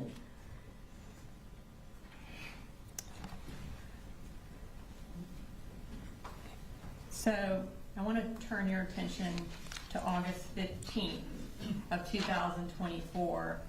Did you and Colt have a physical altercation over the gun that day? Yes. Or I guess regarding the gun. Can you tell me about that? So I was initially just trying to talk to him about the gun. I wanted him to just put it away because he had been carrying it around, and he didn't want to hear it, and so he was walking away from me, and he walked into his bedroom, and I was walking behind him, and I stopped at his doorway because I wasn't going to follow him into his bedroom, and I said, just give me the gun, I'm going to put it up. And I was standing right behind him, and he said, get out of my room. And I said, I'm not in your room, Colt. Just let me have the gun. I'm going to put it up for a little while. And he turned around and just kind of in one big sweeping motion kind of hit me with his arm/gun. But it hit me very hard enough that it knocked me backwards across the hall. And there's a bathroom directly across from his bedroom in the hall. And he knocked me into that door frame. I ended up hitting my head on the door frame. and basically fell to the floor because I hit it really hard. And I laid there for a couple minutes, and then ended up getting up and just going back to the bedroom, to Colin's bedroom, and laying down.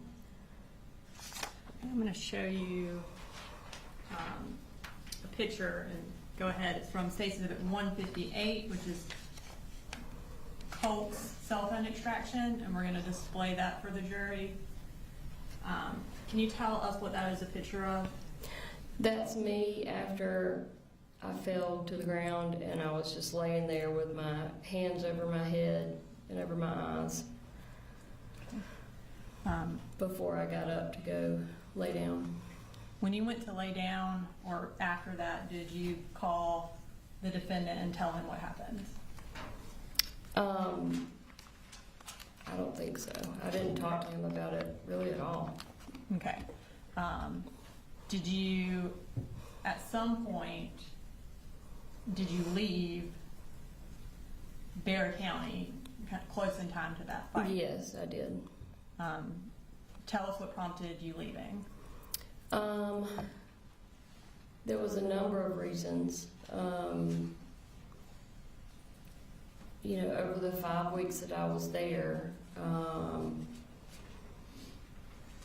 my anxiety had started going up, like I knew it would. And that's why I'm not planning on staying there long term. And so it was getting to a point where, I had the kids enrolled in school, insurance was set up, and I really needed to find myself somewhere else to live. That was not with Colin. And I felt like I could get it done better and faster if I was not in that house with him. So I called my parents and asked them to come get me,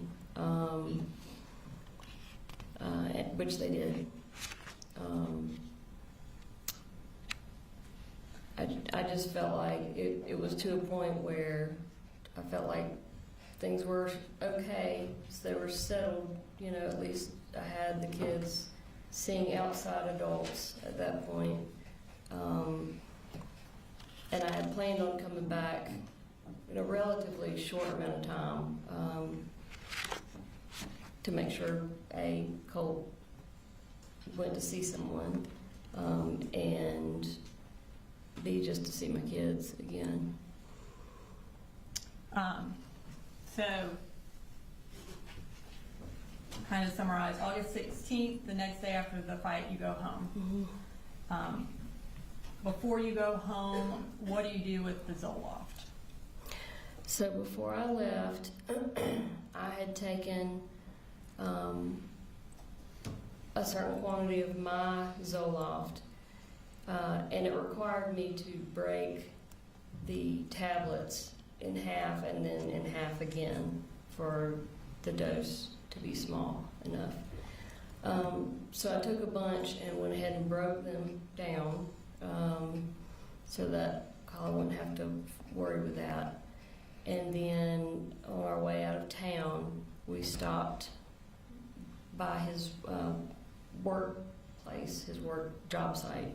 And by his, again, do you mean the defendant? Colin's. And I had it in a Ziploc bag, and I gave it to him. Okay. Close in time to this fight, did you have any discussions with the defendant about storing or securing the rifle that was in Colt's room? Yes. Okay, tell me about that. This actually came up multiple times, and ultimately I asked him if he would just take the guns and put them in his truck, because the large gun safe that we had always had when we were married, or for most of our marriage, was not there anymore.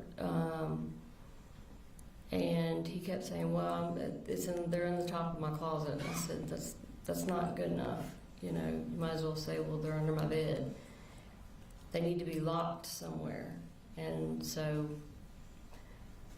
I thought the best answer, without him having to go out and spend money on a new gun safe, was to lock them in his truck. And initially he said he would. Okay.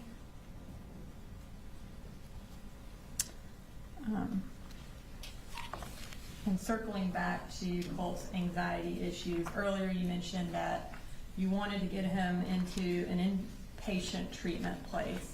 At this time, I'm going to display some text messages between you and the defendant from State's Exhibit 156 from August 21st of 2024.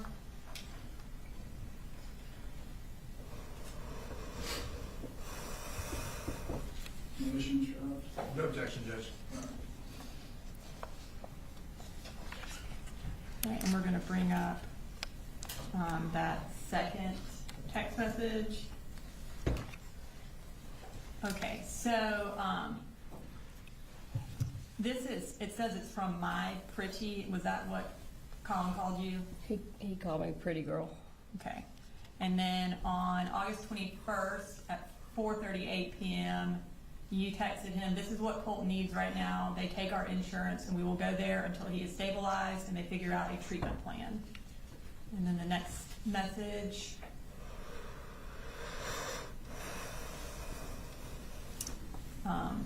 This is where you sent the defendant the website for Advantage Behavioral Health Systems, Crisis Stabilization. And that was at that same time of 4:38.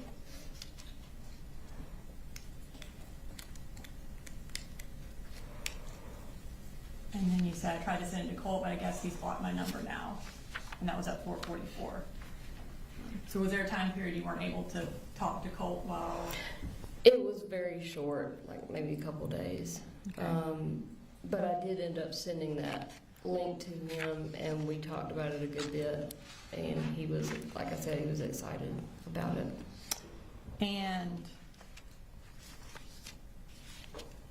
we'll get to, I think, those text messages in a minute, but on August 21st, when you sent that to the defendant, was that the inpatient treatment place you wanted to get Colt into?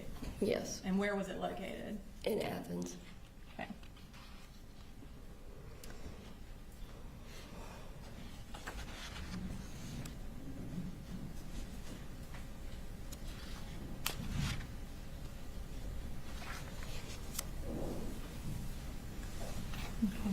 And when you sent that to the defendant, did he ever respond or follow up with anything related to that? No. Okay. When did you plan on taking Colt to Advantage Behavioral? So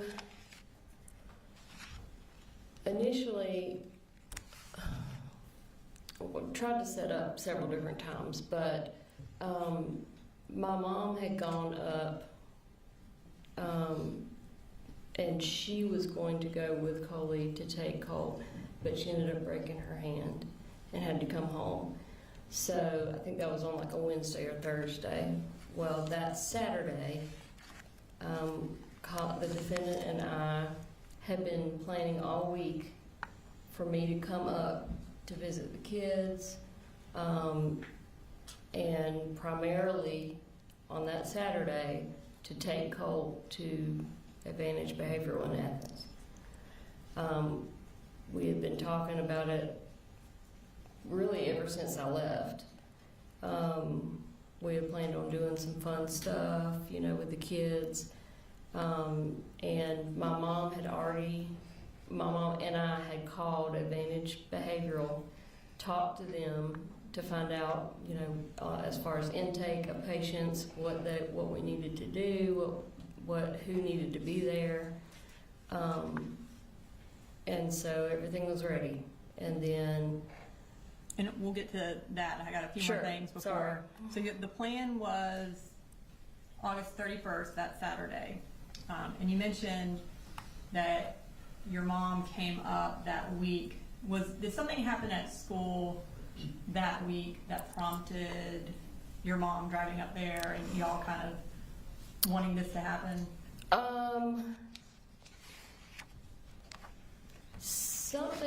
My mom had a conversation with Colt about, I think, having a panic attack at school.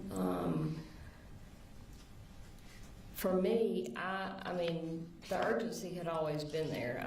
I won't say that anything specific happened to make it more important. But you know, when she broke her hand and had to come home, I was expecting before she came home, I was expecting Colt to have gone somewhere, be somewhere getting help. And so when she came home and wasn't able to do that, I'd say my urgency as far as getting up there Saturday to take him somewhere, it went up at that point for sure. Okay. So on August 26th, I'm going to display some text messages between you and Colt from State's Exhibit 159, which is your cell phone extraction. Any issues with your comments?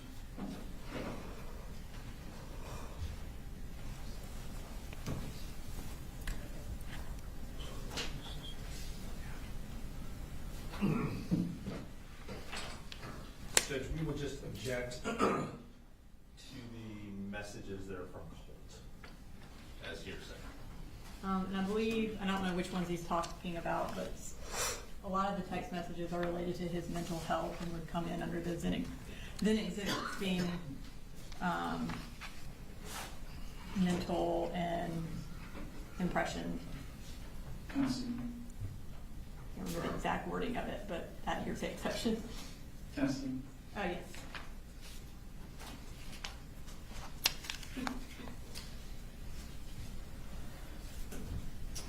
We're not gonna display that one.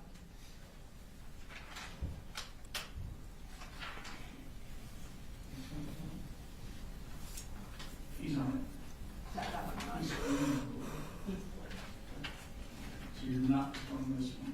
just this. Okay.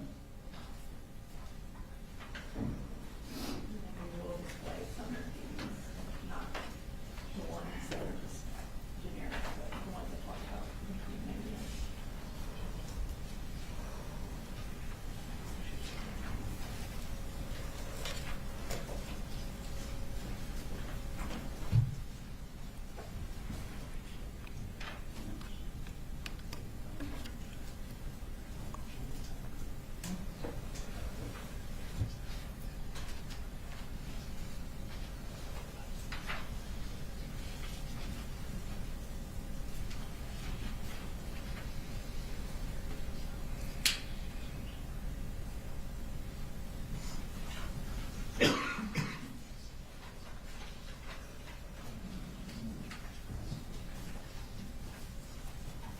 Others?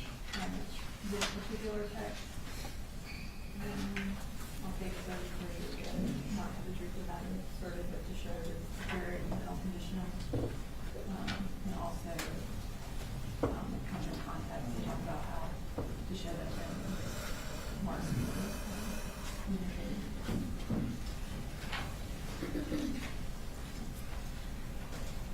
Fine. Let me just have y'all step out for a minute.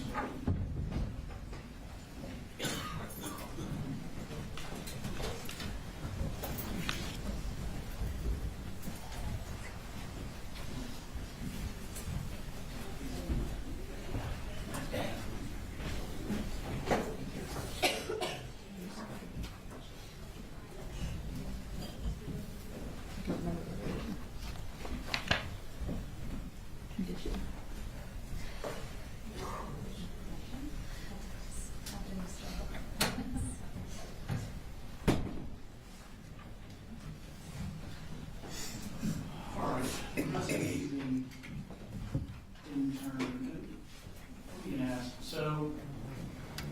extractions, they're 158, 159 and such.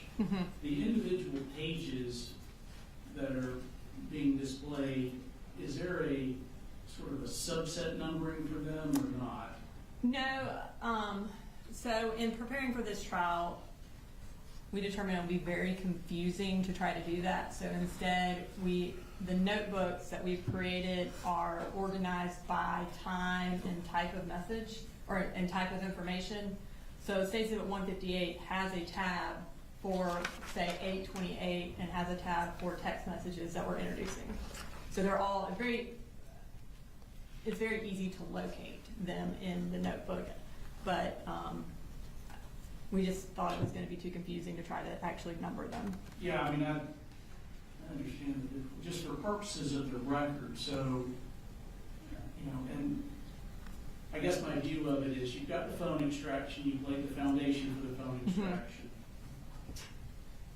But then individual parts of the extractions may be admissible and other parts may not. Something may be irrelevant or something may call for hearsay. So if we're admitting or excluding, just for the record, how will the appellate court? Well, I think the binders are, like I said, they are notated by date and type of information. So these text messages are under State Exhibit 158 in section August 28th under text messages. So if there's a particular, and I think you can notate it by the page number at the bottom, and also by the time of the text message for the appellate record. Are there, and I noticed, yeah, the page numbers.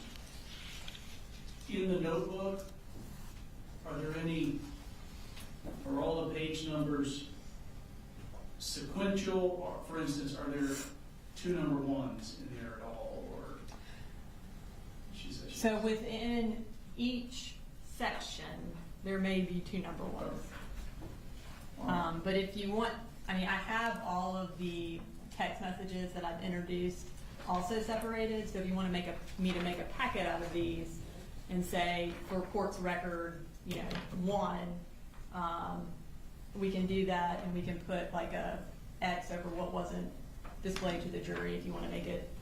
I'm not attempting to create extra work for you. I understand. And we tried to simplify it, like I said, because we didn't want to have 700 exhibits. So we did our best to make it easily accessible and simplified. So for the first group I was handed August 26th, there's 2 pages, just 1 response from Colt. And my understanding is from that one, you're not displaying that. We're not going to display that message. It will be just the ones where she's sending him the messages about advantage behavioral. Okay. And the second subset, or second set's also August 26th, pages 5 through 9. So Colt's responses, that's really good, so proud of you. I don't know that those are... No objection to that particular test. The third one, acute mania sucks.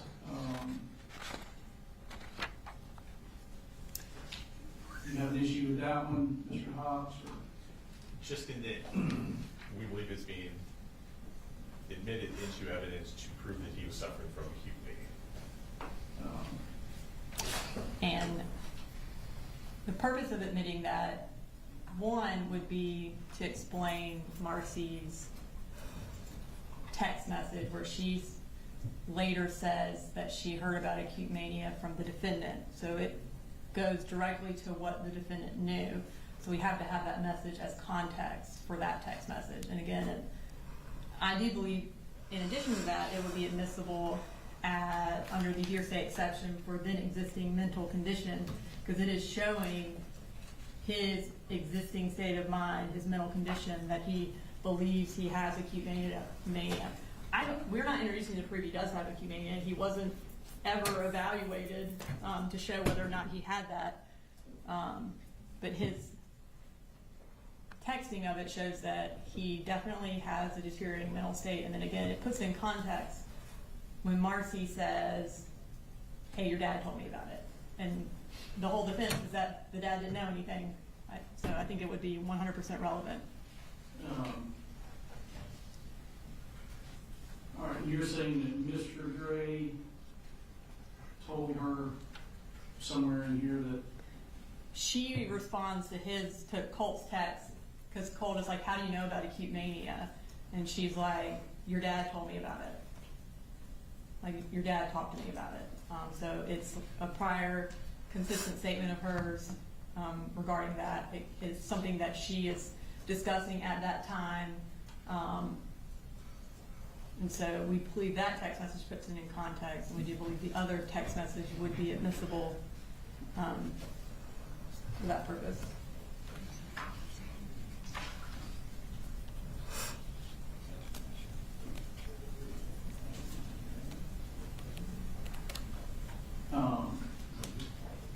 all right, so it's certainly not admissible to prove that Colt has acute mania.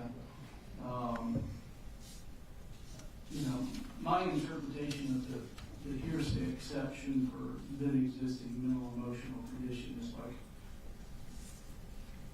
a describing of mental pain or physical pain, sort of like what we saw with the original messages from Colt. This one is more just in line of he's just having a regular conversation and discusses it. I'm going to overrule the objection so long as you pause or have me point out to the jury it's not being offered to prove that Yes. it in fact has acute mania.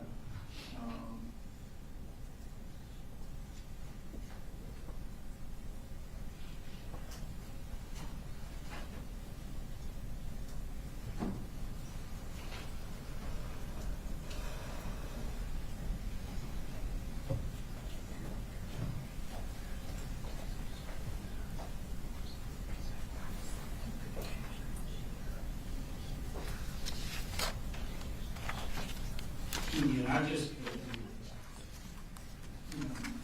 my concern is that we have a lot of statements from someone who is not taking a witness stand, where there are potential dual purposes for the admission or exclusion of the statements. And I just want to make sure that we're not running into prejudice substantially outweighing the appropriate purpose of it.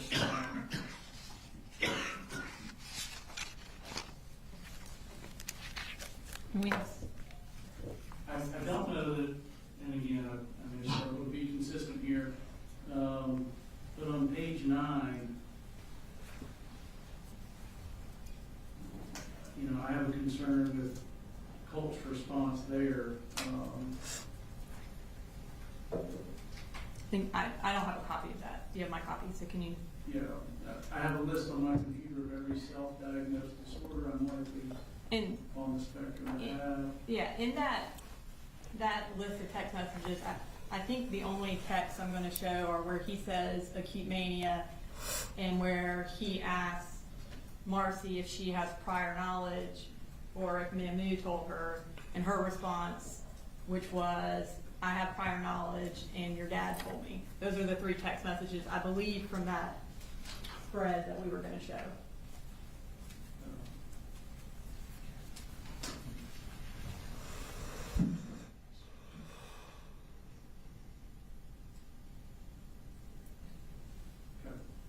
Is that? Or Yeah.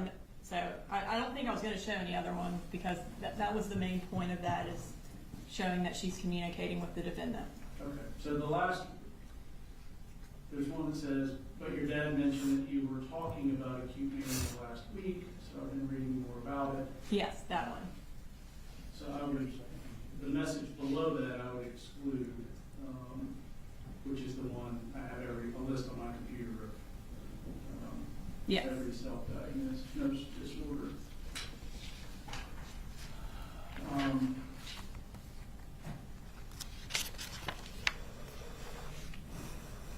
Do you know what on the third packet, page 17, do you know what there's like a screenshot of some image? Do you know what that is? I don't know what that is. I definitely. And in that grouping of text messages, I believe the text message we wanted to get into was where he talks about his teachers. Because we have a text thread with Marcy and the defendant where Marcy tells the defendant he told me about his teachers. So it shows that they're communicating. So the text, Mr. Yes, yes. I don't know if you have it in front of you either. There are people after me and I don't like it. My teachers, I feel as if they're plotting against me. Somehow I feel like they'll hurt me. And again, we are not offering that for the To truth. prove that teachers Yeah, were in fact no. plotting against him or trying to hurt him. Nonetheless, as the court pointed out, there are dual purposes that can be taken from the messages. We would still object to that particular text message coming into evidence, as it does seem to cast light on his existing mental state, without obviously giving us a chance to cross-examine him. I'm going to overrule the objection on that one. To me, that is non-hearsay.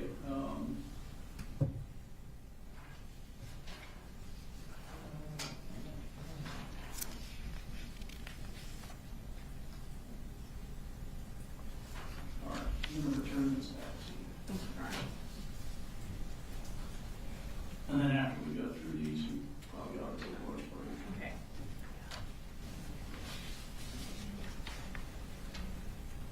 All right, you bring the jury back to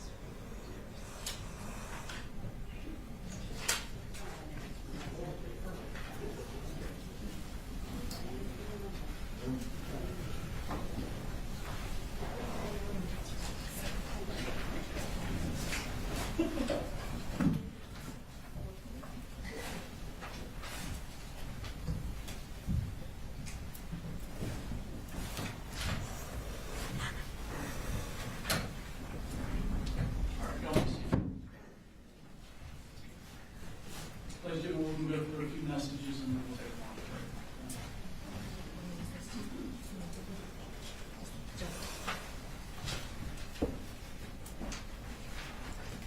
All right, so I believe we were at the point where we're going to display some text messages. I'm going to start with text messages from State's Exhibit 159. They are located in the August 26th section under text messages, and they are between Marcy Gray and Colt Gray. So you texted Colt on August 26th at 3:35. Hey Colty, it's Mama. I just realized I had the wrong number for you. Daddy called and told me what's going on. Me and Mambo are going to do whatever we have to help. And then you go on, Mommy is going to drive up tomorrow. And then at 3:38, you say, I sent this to you last week, not realizing I had the wrong number. It's an inpatient treatment in Athens, like we talked about several times. And you kind of said you wanted to try. And then you have the URL for Advantage Behavioral listed. I know earlier you testified that you had sent that information to Colt. Is that when you sent him the information? Yes, ma'am.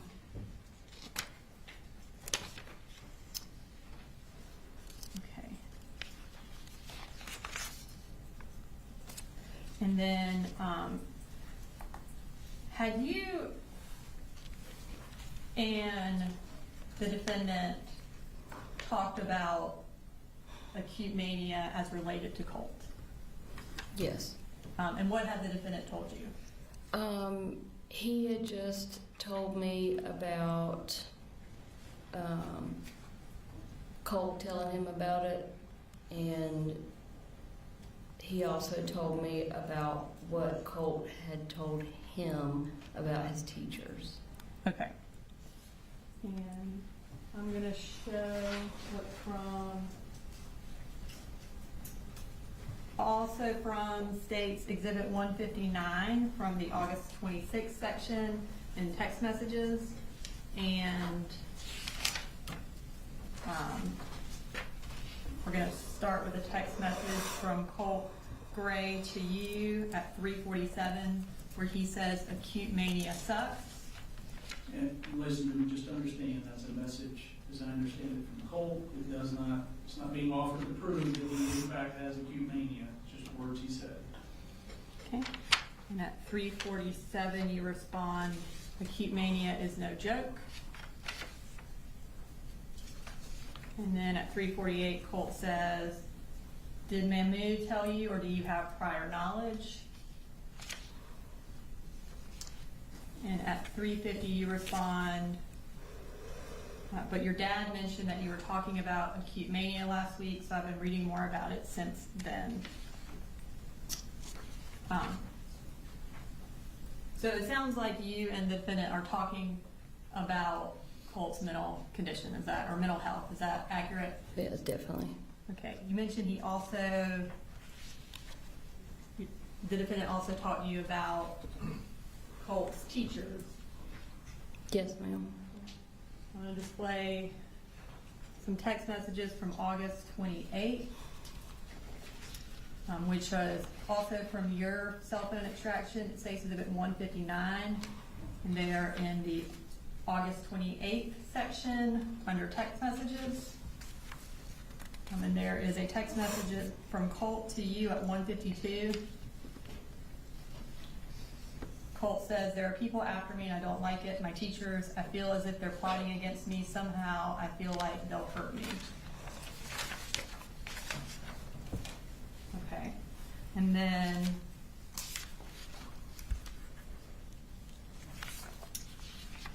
from the defendant's cell phone extraction, State's Exhibit 156, from August 28th, under the text message section, there's some text messages between you and the defendant. We're going to go ahead and display those. So at 10:16, the defendant texts you, hey, did you make contact with?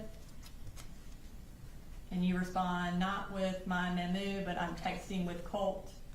He told me about his teachers. So you there tell the defendant that Colt told you about his teachers. Was what Colt told you consistent with what the defendant had said was going on with his teachers? Yeah, it was almost identical. When the defendant told me about it originally, he asked me not to tell Colt that I knew that he had shared it with me because he didn't want him to be upset. Okay. And Your Honor, those were the text messages you wanted me to make it through.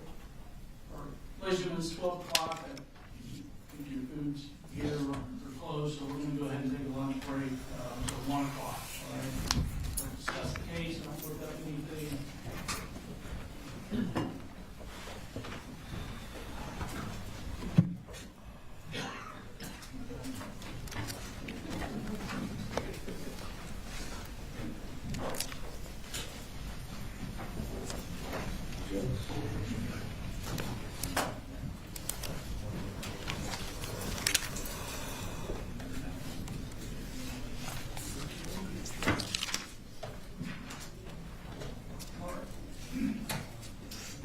We too will be in recess. You know, if there's anyone that we need to take up. Okay.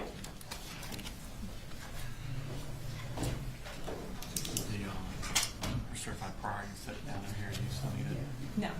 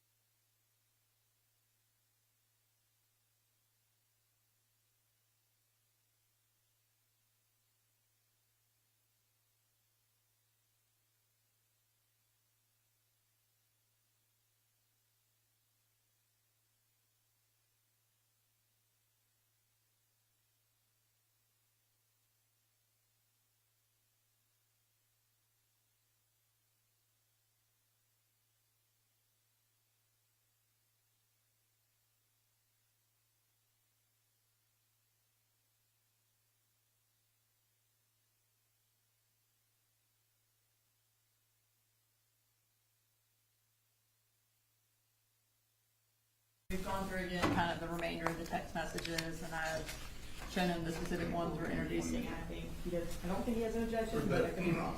The majority, there's one that's also along the lines of him describing how he's feeling, where he states Colt states it's getting worse, had to take another, I don't remember the rest of it. I'll make it to school trust. Thank you. I'll make it to school, is that what you said? I'll make it to school. And what was the date on that? That was August 29th. August 29th. So we would do the same, just to be consistent, same hearsay objection on that in terms of not being able to cross him about exactly what that means, his condition, all that kind of stuff. And for the record, it's at 2:27 p.m. that day, Marcy texts, "How do you feel today, Colty?" And then he doesn't respond. And at 6:37, she says, "You out there, Colty?" And he responds at 6:38, "Yeah, I'm here. Sorry, it's just getting worse. Had to take another. I'll make it to school trust." And then there's some other text messages that we won't display. And then Marcy says at 6:42 p.m., "Mamu is going to bring me back up there on Saturday for a few days. That place I sent you in Athens is open on Saturdays. So if you feel up to it, we could go check it out."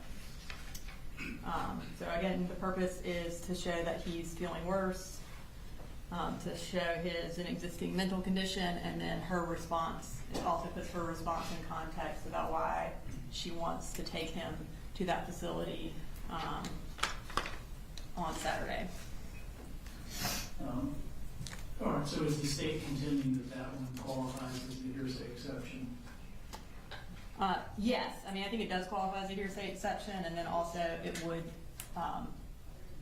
be admissible to put in context Marcy's response about wanting to take him to an inpatient treatment.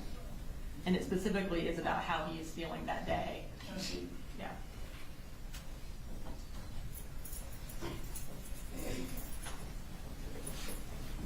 Is this circled one?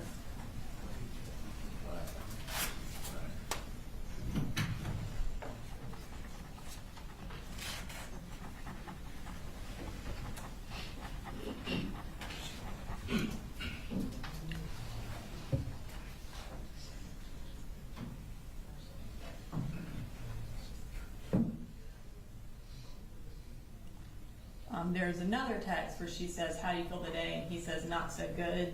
I don't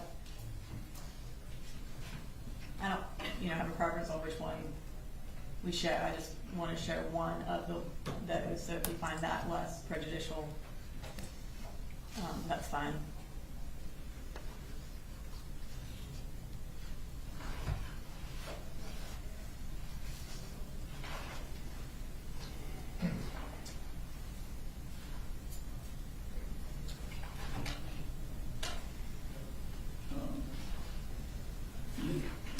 So the only one from this packet, I'm just looking at what's been circled, is the one on the first page of Correct. Colts that you intend to introduce? Yes.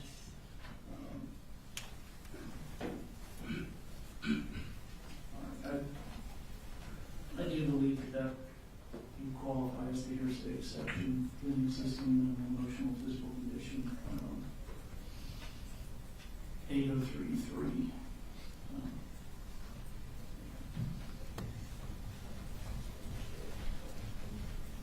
Thank you. Yes, ma'am.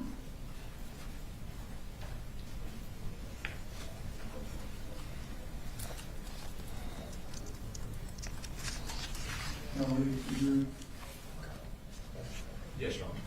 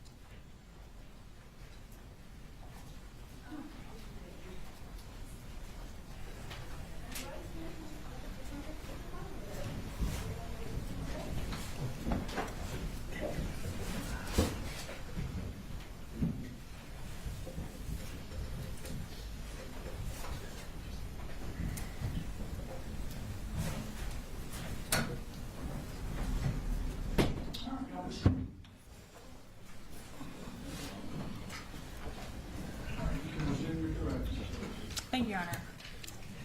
All right, so on August 28th, you and Cole were texting about how he thought his teachers were plotting against him. And then we moved to August 29th, the next day. Was Cole doing better or worse that day, or the same? I don't remember off the top of my head without looking at my texts. I'm gonna go ahead and display what is from State Exhibit 159, which is Marcy Gray's cell phone extraction from the date August 29th, starting at 2:27 p.m. So you text Colt, how do you feel today, Colty? At 2:27, he doesn't respond, and you text about 4 hours later at 6:37, and this is actually UTC time, so this would be 10:27 and 2:37. So you text, you out there, Colty?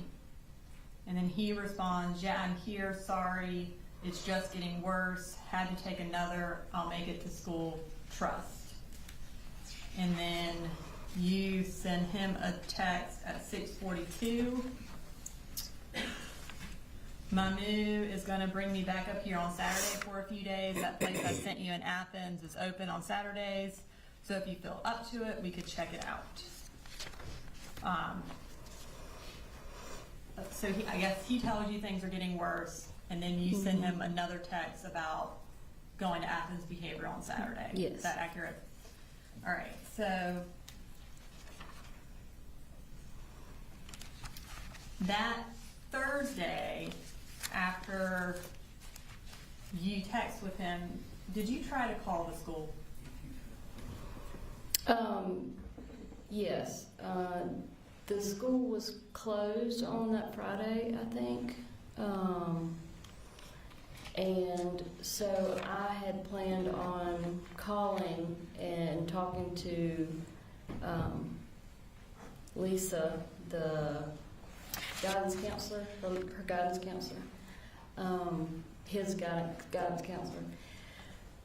And I did call, and I got a hold of her, and I was just basically gonna give her an overview of what had been going on with Colt, what our plans were, and just to make sure that she was aware of what was going on. And I did get a hold of her. She was in the middle of talking with another parent, and I said, well, it's very important that I talk to you today. I don't want it to wait till next week. She said, give me your phone number and I'll call you back, I promise. She never called me back. And I'll go ahead and display those phone calls from the timeline from August 29th from your cell phone extraction. Looks like there was you called twice and you spoke to her one time. Yes, ma'am. Okay. All right. So that was Thursday the 29th. On Saturday the 31st, you were planning on taking Colt to Advantage Behavioral. At this point, were you still living in Fitzgerald? Yes, I was staying in Fitzgerald. Had you been in Fitzgerald ever since August 16th? Yes. Okay. And Colin, did he have all of the children up here in Barrow County in his custody? Yes. Okay. So, tell me what the plan was for you getting to Barrow County to go to Athens Advantage Behavioral. So originally my mom was going to drive up to Wander with me. She broke her hand, so that plan was off the table. And so I had asked her if she would maybe meet Colin halfway so he wouldn't have to drive all the way down to Fitzgerald. At first she was going to do that, but again, her hand was really bad. And so I ended up asking Colin if he would drive the whole way to come and get me. Again, we had been planning all kinds of activities and stuff that we were going to do with the kids, and we're going to go to the Athens crisis on Saturday. And then out of nowhere, really Friday night, Colin's mood completely changed. He was not really wanting to talk about the weekend. Then Saturday morning, he basically said he wasn't going to come get me. He didn't have money for gas, even though we had planned on doing all of these things that cost money, as well as my mom was always giving him gas money. So gas wasn't an issue. I don't know what the issue was, honestly. But he said he wasn't coming to get me, and then he went silent. He, again, with no texts, no calls. I was talking to the kids on their phones all weekend, but he basically ignored me the rest of the weekend. And you indicated that Friday night when y'all were talking, his mood changed. Did y'all get into kind of a verbal disagreement about something? Yeah, I think I want to say the guns came up again. The storage or putting away of the guns. And when you say that came up again, does that mean you were talking to him about putting the guns up again? Well, I asked if they were put up, and because he had said he was going to put them up. By put up, I mean lock them in his truck. And when I asked him about them, he got really defensive and angry, and basically said no, they weren't locked up. And I said, if you don't lock them up, I'm going to call in another wellness check with Barrow County. I'm going to have Boo Boo go in your bedroom and look and see if the guns are still in the top of the closet or whatever, out on the dresser. And of course he didn't like that. So I'm sure that played into why he didn't want to come get me on Saturday. And at this time, I'm going to display text messages from August 31st that morning between you and the defendant. And they are in the August 31st tab of State's Exhibit 156 under text messages. So you send the defendant a text message at 10:24 that says, about the week Fitz, Mammy isn't coming to stay because my daddy's birthday is tomorrow. Can you and Boo meet us halfway so she doesn't have to drive all the way up and back in one day with a broken hand? And then there was a phone call after that between you and the defendant. Is that where y'all talked, where he gave the gas money excuse? Probably, I'm not sure. I'm not absolutely sure what was said during that And then conversation. at 11:46, you sent another text message to the defendant, or 11:35, that says, so that's it, you were prepared to spend money on gas and everything else to go to Lake Blue Ridge, but you can't spend the gas to drive 2 hours and pick me up. That's BS and you know it. And then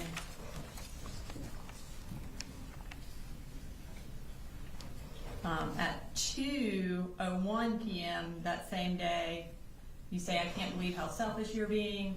Me and Boo have literally been counting down the days for 2 effing weeks till I could come visit. I would never have done this to you.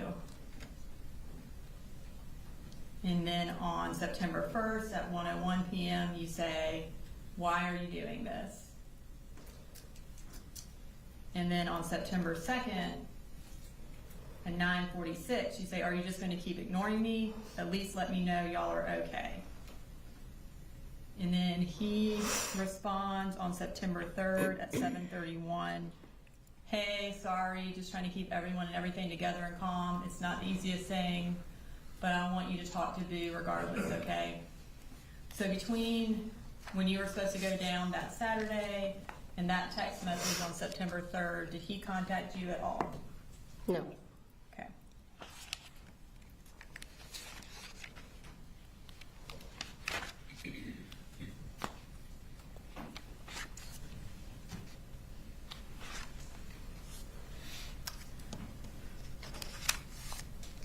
So is it fair to say that you, up until that August 31st, you and the defendant had been communicating about your concerns about Colt and his concerns about Colt?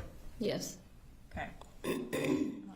That weekend, August 31st, did the defendant take Colt to Advantage Behavioral? No. Okay. Now we're going to move to September 4th, the day of the shooting. Were you again still in Ben Hill? Yes, And ma'am. Did you talk to the defendant that morning of September 4th? Yes. And what happened when you talked to him? He basically told me that Colt had sent him some strange text messages. I told him I had not gotten any text messages from Colt, and so he sent me what Colt had sent him. At the time, I was in the car with my mom. I don't even remember what we were doing, but I shared them with her, and from there we just kind of discussed what the text messages were, and I wanted, to find out what was going on quickly, because reading the text messages, just like he could tell, I could tell there was a tone to it, and they were like kind of really short, and they weren't normal Colt texts, so you could tell something was not right. So I tried texting Colt, I think first, couldn't get a response. I never actually got a text from Colt himself until after I had started trying to call the school and talk to the school. And when you called the school, were you able to talk to somebody? Yes. And who did you talk to? I talked to Miss Lisa, his guidance counselor that I called on Thursday the week before. And at this time, I'm going to display that phone call from State Exhibit 159, Marcy Gray's cell phone extraction, and it's from the timeline portion of that exhibit.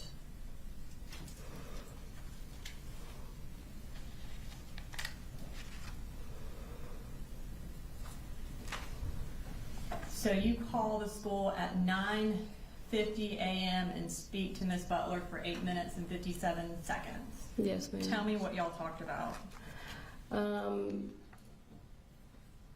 Well, she started out by apologizing.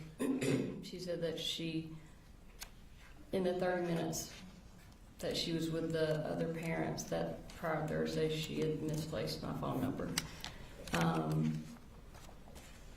So then I went ahead and just kind of covered some of what had been going on with Colt, told her about the anxiety, told her about some of the issues between him and his dad. I told her a number of different things. I actually had a list written in a notebook that I had at the time, and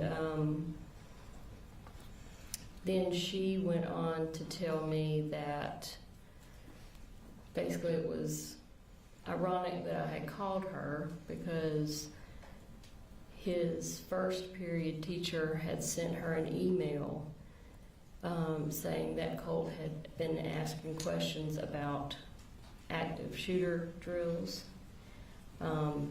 This, like I said, was in the period prior to where he was at that time. When she told me that, I said, okay, well, we need to cut this phone call off right now, and y'all need to go locate my son and find out what's going on. Did you tell her that he had access to guns? Yes, I don't remember how I worded it, but I did tell her about the guns in the house, and that him and his dad, enjoyed shooting guns at the gun range, and it was like a hobby. And so she said, okay, well, I'll see if I can't find somebody to track him down. And I didn't feel like I couldn't hear urgency in her voice, and I said, I need you to take this seriously. I need you to put down what you're doing, and you need to go find him right now, please. And so we got off the phone. And after you got off the phone, you said that Colt did text you. Yes, he did text me. He basically texted me almost exactly what he originally texted his dad earlier. And I'm going to go ahead and display that text from 10:02 on September 4th, where he says, I'm sorry. Is that correct? Yes. Yeah. All right, so at this point, are you concerned? Very, very concerned. And I'm going to pull up some more text that you sent to your mother and to the defendant from 10:17 on September 4th. Up there on the right, you say, you should probably go ahead and make arrangements to leave work. And then at 10:18, you text the defendant, they're going to need you at the school. So at this point, y'all, that the school shooting has not started. Tell me why you're telling him he needs to go ahead and go to school. I think primarily it was just because I knew something was going on with Colt. What that something was, I had no idea. Whether he was just having another panic attack episode, because in the month or so leading up to this, there have been several times where he was having really bad anxiety at school, and so he would leave class and just go sit in the guidance counselor's office. I didn't know if he was going to hurt himself, hurt someone else. I really had no idea what was going on, but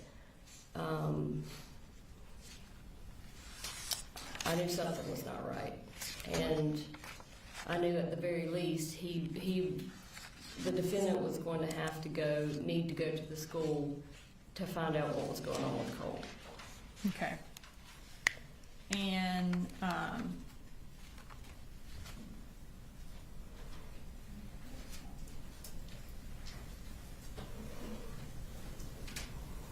so, and you had some concern that he may have brought the gun to school, right? Honestly, that crossed my mind after I knew that they were having like active shooter stuff going on. I won't say that crossed my mind initially when I was reading the text and stuff. Okay. My mind didn't immediately go to the gun. But eventually it did. Sure. And then at 11:32 that morning, you Google Apalachee High School active shooter, and that's when it pops up that a Georgia school is on lockdown. Yes. And it reports of an active shooter. Is that right? Yes, I had already tried to call the school multiple times and no one was answering. So then I tried calling my daughter's school, which was right there by the high school, and nobody was answering there. So that's when I Googled the.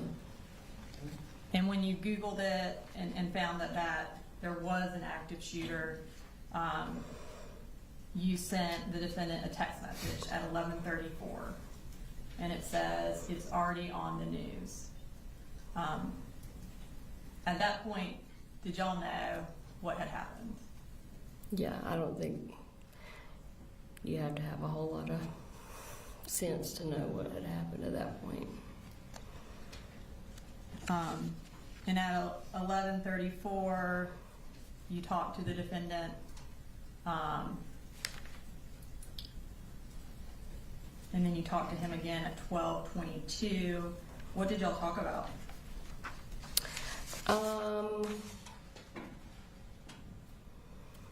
Honestly, I probably couldn't tell you exactly what was said.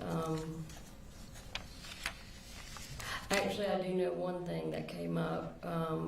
I called him at one point to find out if he was at school, if he had made it to the school or not. And he said, well, I didn't go to the school, I'm going to the house, or I'm at the house. And I said, why are you at the house? And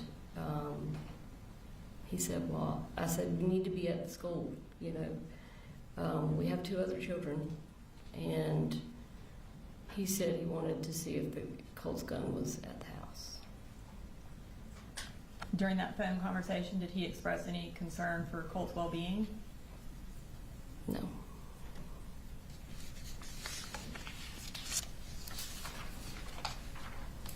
Did you drive up to Barrow County that day?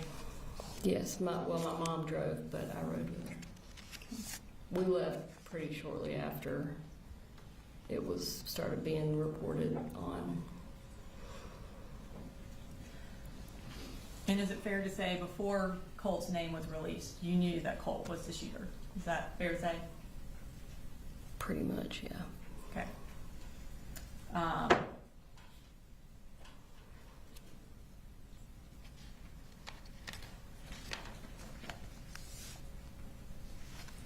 You mentioned earlier that you and the defendant, after you left and went back to Fitzgerald, y'all continued to communicate about Colt and the issues he was having.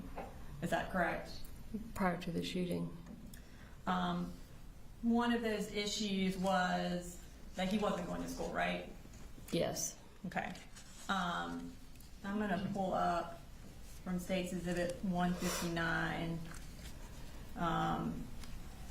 a search that you did on August 29th, which was a couple of days before that Saturday. Mm-hmm.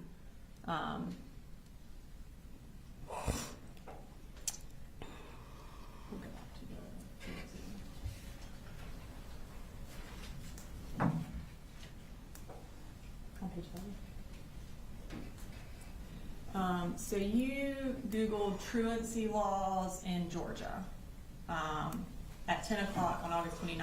Mm-hmm. Were you concerned about kind of who could get in trouble if Colt didn't go to school? No, I can actually tell you exactly why I looked this up. So Colin was also concerned about Colt not going to school. And he had called and basically told me an idea that he had to try and get Colt to go to school. And he was going to call me, or he was going to have me call him and pretend to be someone from the truancy office. And he was going to have the conversation where Colt could hear him talking to me on the phone, to try and scare him into thinking, he was going to be truant and get in trouble. And so that's why I looked up truancy laws, because there was a question I had about his plan, and whether or not it would really make any sense or not, because Colt's a smart kid, and I didn't want him to get online and look something up and be like, "What are you doing? I know that's not the truancy officer or whatever." So that's why I was looking that up. So that was around 10 on August 29th, and then at 2:30 is when you text Colt and ask him how he's doing. And if you could bring up those texts again. So the text messages.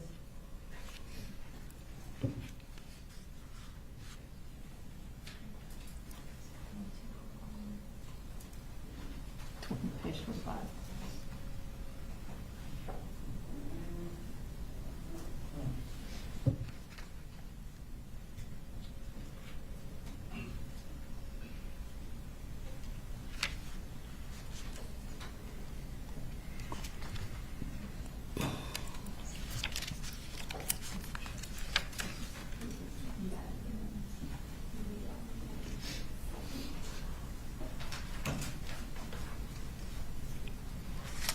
All right, so at 2:37 p.m. you say, "You out there, Colty?" And then he responds at 2:38, "Yeah, I'm here, sorry, it's just getting worse. Had to take another, I'll make it to school, trust."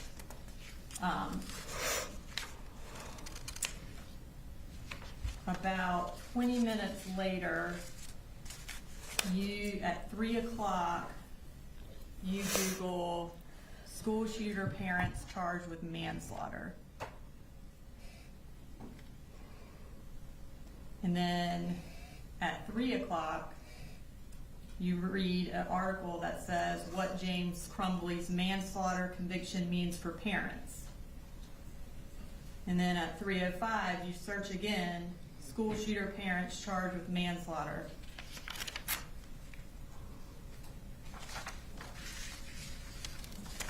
Tell me why you were searching that. They had just come out with a documentary about those parents, and Colt and I had actually watched it before I went home and had some discussions about it. And I think the reason I looked it up is because we didn't know what the outcome of it was. So you had seen a documentary with Colt before you went back to Fitzgerald? Yes. About the parents? I think Mom. Go ahead. Oh, sorry, and it talked about why the parents were charged. Ethan Crumbly's parents were charged? Yes. Okay. So if that's what the documentary was about, then why at 3:05 did you Google why were Ethan Crumbly's parents charged? If you learned that from the documentary. I have no idea. I mean, I obviously had more questions about it even after the documentary, And then you went to an article that said what led to James and Jennifer Crumbly's guilty verdict, and read that. Does that sound accurate? Probably. I mean, once you Google something, it comes up with a million different things, and just click on everything you see. Okay. And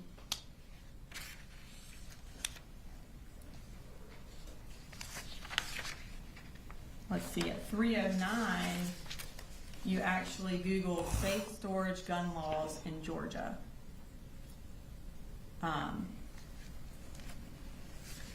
Why did you Google that? It could have been something that came from what I was reading about the Crumbly parents. It could have been me looking for a way to get Colin to store the guns legally. I don't know. I can't tell you exactly. Okay. Because the Crumbly parents were charged because they didn't secure their weapons, right? Yes. Mm-hmm. And Objection, Judge. The DA Well, I asked her if that was correct, and she said yes, I'm trying to give context to her searches. Objection, leave. Well, I think in this particular instance, I think it's okay to leave. Well, I'll sustain the legal objection, asking the question. Okay. Next, you visited a website for safe storage gun laws in Georgia. So you were specifically looking up gun laws for Georgia. Can you tell us why you wanted to know about that? Probably because the guns in Colin's house were not being stored in any way. Okay.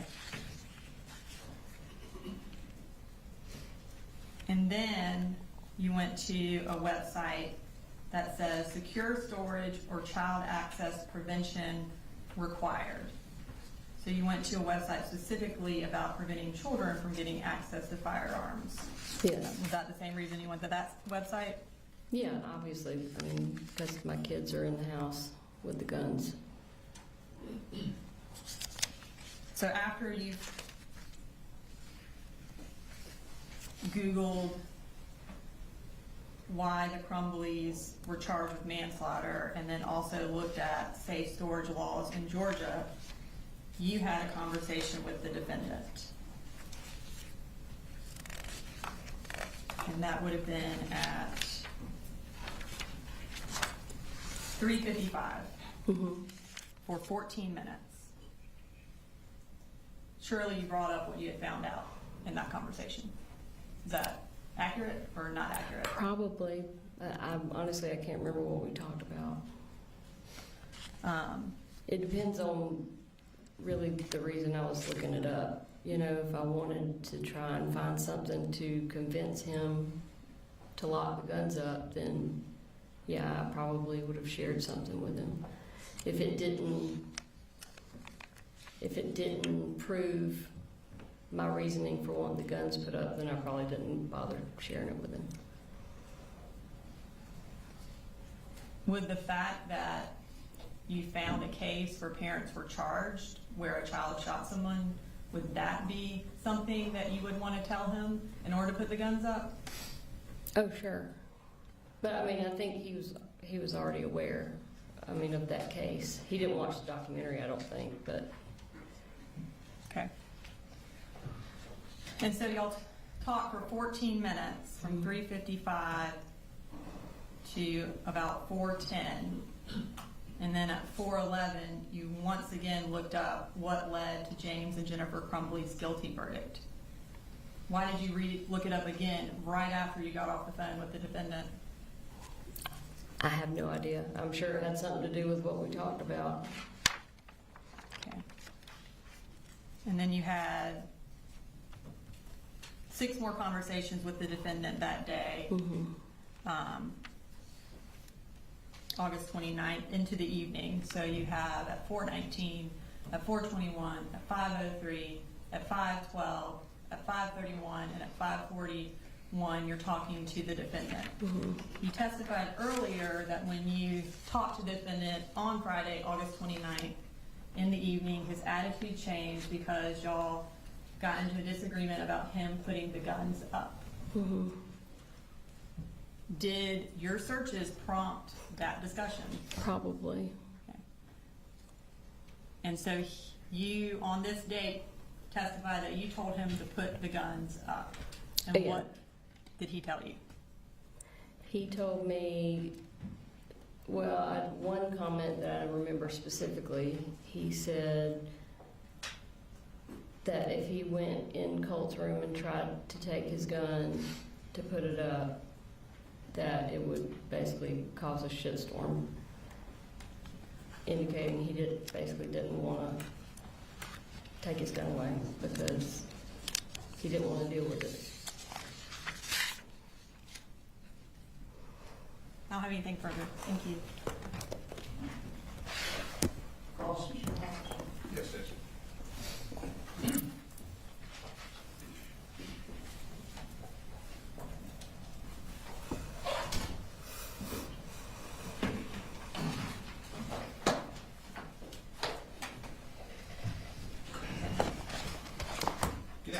Ms. Gray. Hey. My name's Brian Hobbs, and I represent Mr. Gray. I'm going to ask you some questions. If I ask a question that doesn't make sense, let me know. I'll try and rephrase it. Okay. I understand going to be asking you questions about things that happened a good year and a half ago. Okay. Yes. I know you made some previous statements, so if it would help to refresh your recollection, let me know, and I can kind of show you some of these statements to help see if that'll help. Okay. All right. Now, you've been testifying for a while, and you've told us a lot of stuff, so I definitely have some questions for you. Okay. Maybe we'll work backwards a little bit. So,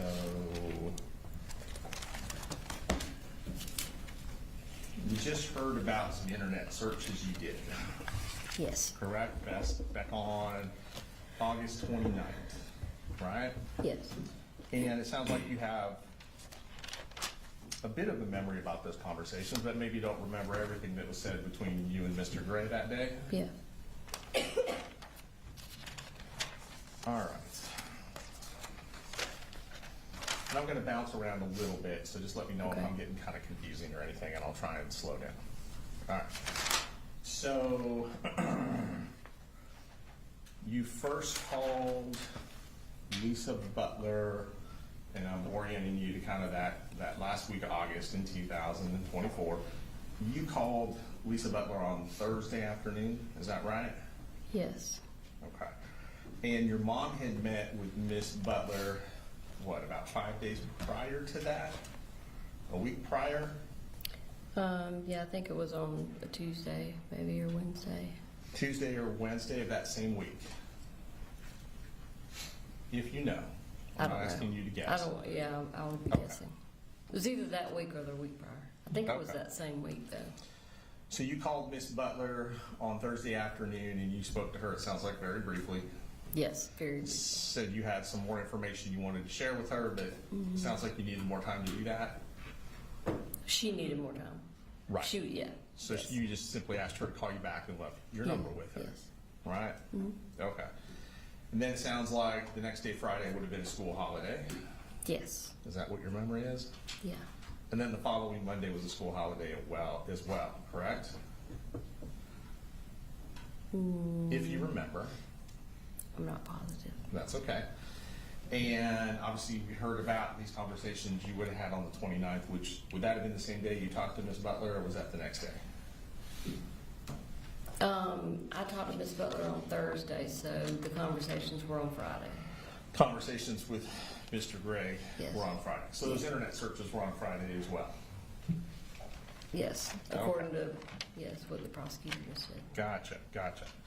And those searches that we just saw, those would have been on Friday too. Yes. The internet searches about truancy laws, about the Crumblies, all that stuff. Okay. Do you remember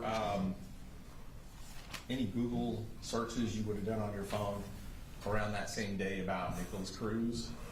No.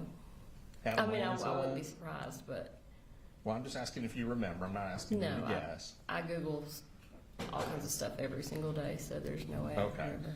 You remember Googling Adam Lanza, No. Parkland, No. Sandy Hook? Mm-mm. Okay. All right.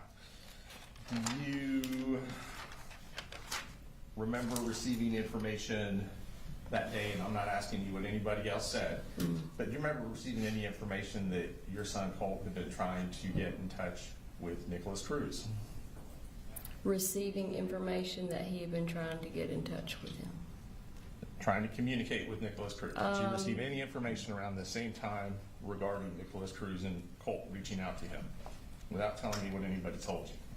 I don't know if it was at that specific time. Okay, we'll circle back with that. Maybe Okay. some text messages might help refresh your memory. Sure, absolutely. Okay. Now, all right. This all kind of seems to happen over a real short period of time, within about a 30-day span, that things accelerated based on what you're telling us. But it also sounds like from the testimony we've heard, there was a lot going on for quite a while, a much longer period of time than 30 days. So let's start, all right.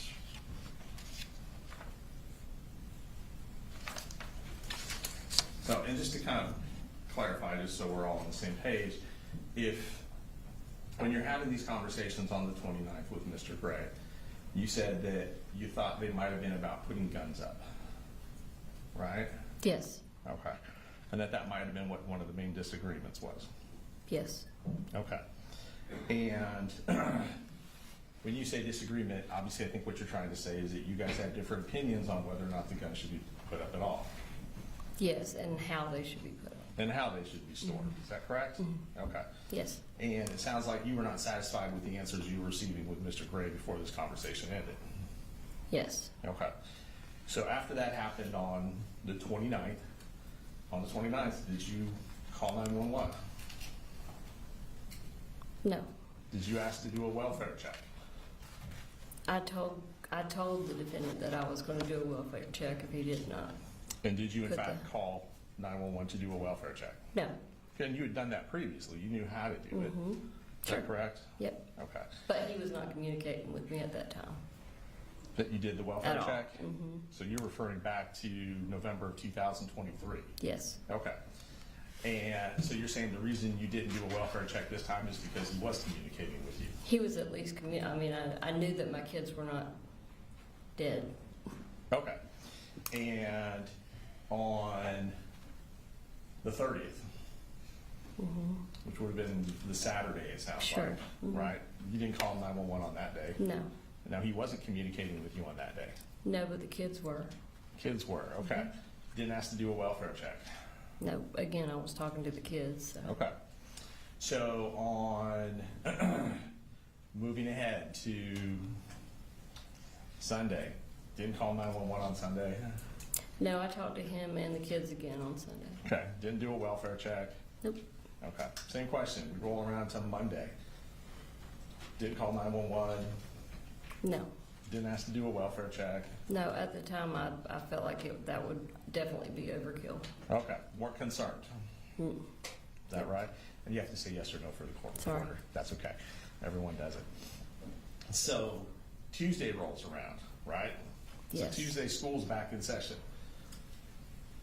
On Tuesday, you don't call 911, No, don't ask to do a welfare check, no. don't call the school, Mm, no, okay. All right, so now let's kind of go back a little bit. You talked a lot about things that happened in different years, 2022, 2023, and we heard that, for example, you were aware that Colt was interested in school shooters. yes, You knew he researched them online. yes. You knew he followed them. What do you mean by followed them? Just was interested in them, Sure, gathering research on them. yes, that's a good way to put it, research. Okay. You had information that he was at least trying to communicate with one school shooter. Yes, And you were aware that he created an account online to email this school shooter. I don't remember, but I'm not saying that. Okay. I did not know that, yeah. I knew he was trying to reach out to one of them. Okay. Do you remember ever gathering information that he had sent money to this school shooter? I think he said something about trying to put money on, like a jail account or something. Like a commissary account? Yes. Okay. And without telling me what he said, did you ask him where he got the money from? No, because I just assumed that he was not being truthful about it. So you didn't even ask him about it? No, Okay. I don't think. Okay. Honestly, that's. Let me a very ask you long this. time Would ago. this information that we are now discussing that you received have been over a year ago?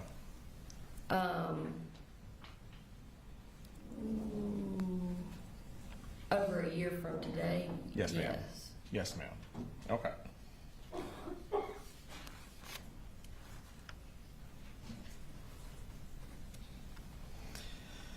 Now, when you learned that Colt was trying to communicate with this school shooter, do you remember which school shooter he was trying to communicate with? I don't. Okay. Do you do you recall telling him that this was a bad idea? I don't remember what I told him about any of it. Okay. It was not something that we talked about in depth. It was, You don't think so? I don't think so, no. Okay. It doesn't stand out in your mind that he was trying to communicate with his mass murderer? Well, yeah, I remember him making a comment about it, but again, he was very interested in all these things. So for him to make a comment about one of them, kind of take it with a grain of salt. Okay. So you weren't concerned about it? No, And you did not share that information with Mr. Gray? probably not if we were not living together. Okay.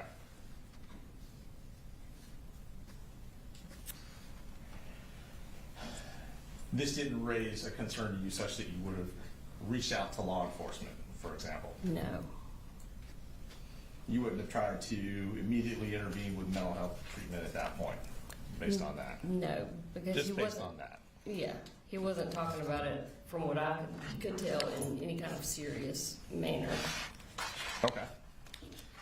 So you thought that the tone in which that you guys were talking about this was more joking than concerning? Or just like a random interest. Okay. Not an obsession? No. And based on that, you didn't tell him it was dangerous to do this? I can't remember what I told him, like I said. You wouldn't have told him this is unacceptable? Again, it just depends on what he said and how he said it. Okay. And it sounds like If you it don't was have a lot said of in memory. a, I mean, if I took it in a more of a joking, way, then no, I wouldn't have told him that because it was a joking way. Without reviewing really our conversation, I can't No, really tell we'll you much circle at all back. about it. Sure, sure. Okay. And pull some of these out.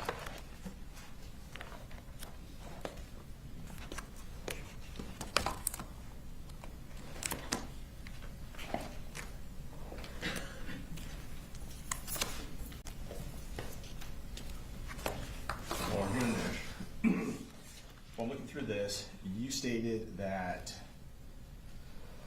it would have been October of 23 that DFCS took the kids and gave them to Colin. Yes. Is that accurate, roughly, that Yes. month? Yes. All right, and Colt had come to live with you, it sounds like, in September of 23? That's when you had the exchange where the guitar got thrown, based on your testimony? I think they said August, but it may have been September. That's okay, I'm not trying to put words. Do you think it was closer to August? No, that's just, I think, what the prosecutor said. I can't remember off the top of my head what month it Okay, was. let's see, what's your memory? Okay. But thereabouts, Mhm. right, okay. And prior to October, is it true that Colt had already gone back to live with his dad? I don't remember the exact date. Okay, so when DFCS took the kids away, do you recall, Colt Yes. Jr. and Jenny, do you recall if Colt was still there No, with Colt you? had already gone back to stay with his dad. Colt had Yes. already gone back to stay with his dad? Yeah. Okay, Because he rode with his dad down to Fitzgerald to get Jenny and Coley. he being Colt. Yes. Okay. Now, you said that was a difficult time for you, Yes. is that correct? Yes. And the kids were essentially removed, based on your understanding, without telling what anyone said, because you failed the drug test. Yes. That accurate? Yes. All right. And like I said, you gave many statements, so I'm just going to ask you about remembering certain things, and if not, I might be able to kind of point you in the right direction. Okay. Do you remember giving a statement to investigator Jason Smith from Barrow County? Mm-hmm. Does that make sense? Yes. Okay. So I believe you gave a statement to investigator Smith, but you also had a phone call interview with investigator Smith. Does that make sense? Makes sense, yes. Okay. Do you also recall an interview with Agent Kelsey Ward and Agent Amelia Maddox from GBI? I do, yep. And that would have been the same day as the shooting, is that correct? I don't remember. It That's was okay. very close if it wasn't the same day. Very close, okay. All right. And, all right, let's go through some of these statements. We'll circle back on some of the text messages. So, and just kind of lock some other stuff in as well.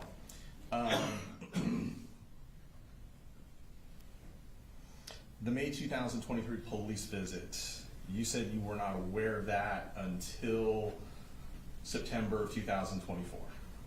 Yes, So you're saying that Colin never shared that information with you about the police coming to his home? Is that No. correct? Yes. Okay. And Colt never shared that information with you as well? not that I remember, no. Not that you recall. Do you think that's something you probably would remember, would probably stand out? Yes, FBI coming to his house or an FBI tip? yes. Okay.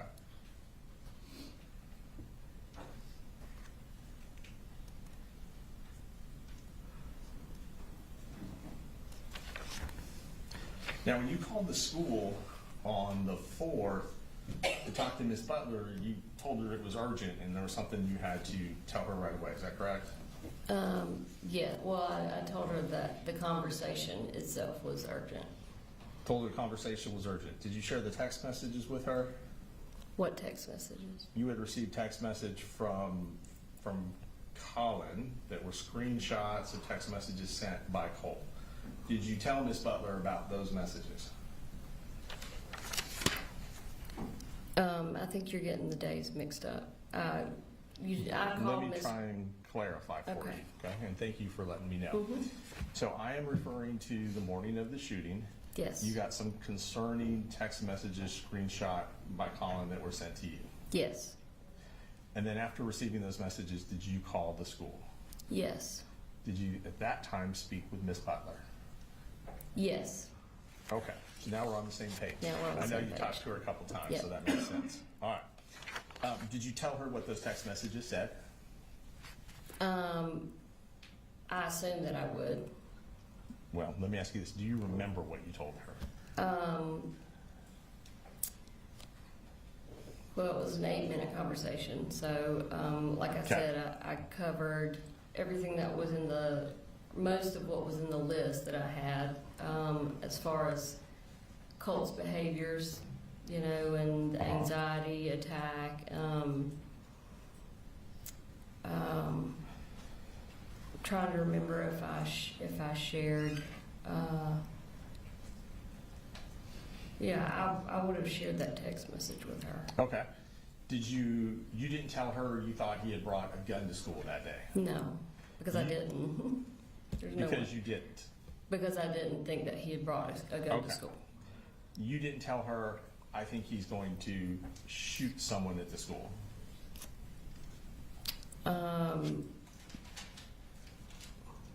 I don't remember what I told her. I'm sorry. That's okay. If you didn't think he brought a gun to the school, did you think he was going to do a school shooting that morning? At the time, I didn't know what he was going to do. So it's very likely that I just started rattling off a bunch of hypothetical things that he might do, and I Okay. could have just been saying, I don't know if he's going to hurt himself. I don't know if he's going to hurt somebody else. I don't know if he's going to shoot himself, shoot somebody else. I may have said it in that way, but it doesn't necessarily mean that I literally thought he had brought a gun to school. And as I you was just- trying to get her to have some urgency about her actions. And as you just testified, you did not believe he had brought a gun to school that day. No, I mean, if I stopped and you asked me, do you think your son brought a gun to school today or that day? I would tell you, no, absolutely not. Not rationally, I wouldn't have thought that, no. Nor would you rationally have thought that your son was going to school that day to perpetrate a school shooting. No.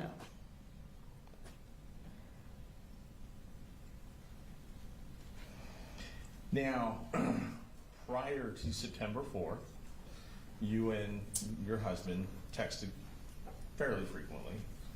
Is that fair to say? It depends. Yeah, on the guess days when it's he was talking to relative. me, it could be Right. overwhelming how many texts I would get. Okay, all right. Fair enough. And in the month of August of 2024, okay, because that's kind of what we've been focused on a little bit. You never sent Mr. Gray a text message just saying Colt is idolizing school shooters, for example.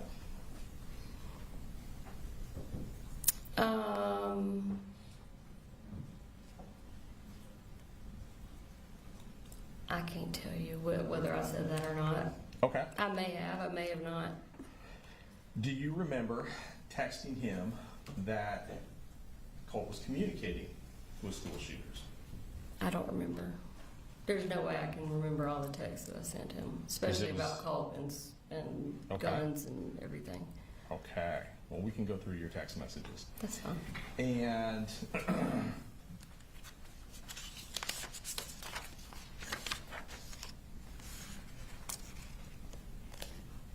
you were aware that Mr. Gray was working with the school to get Colt counseling.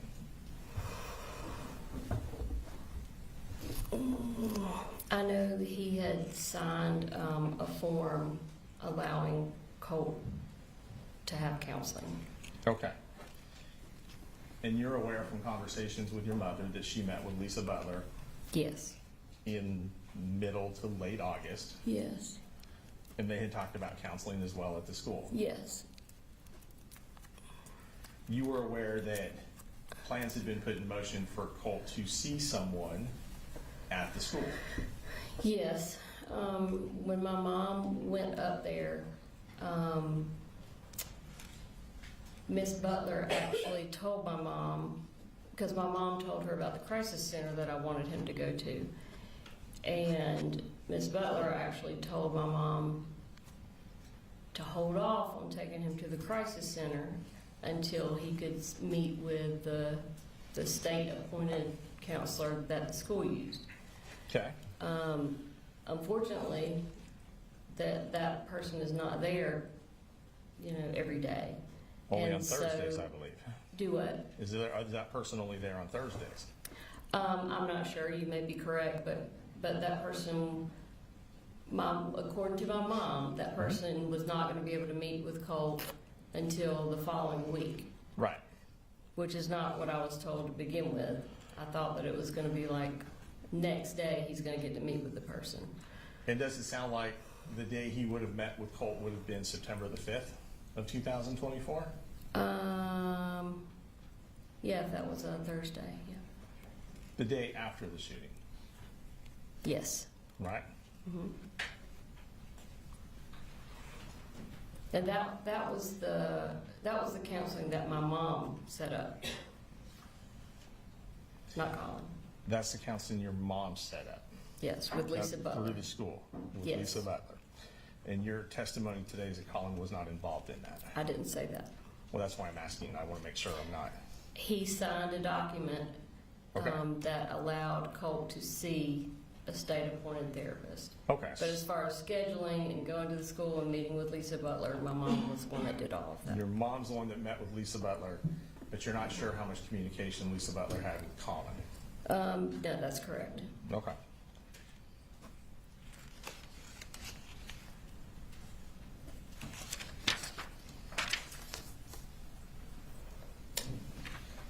And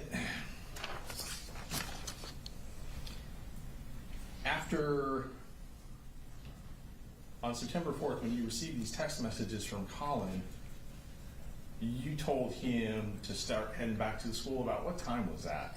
I don't know. Okay, was that after you had heard there was an active shooter at the school or before?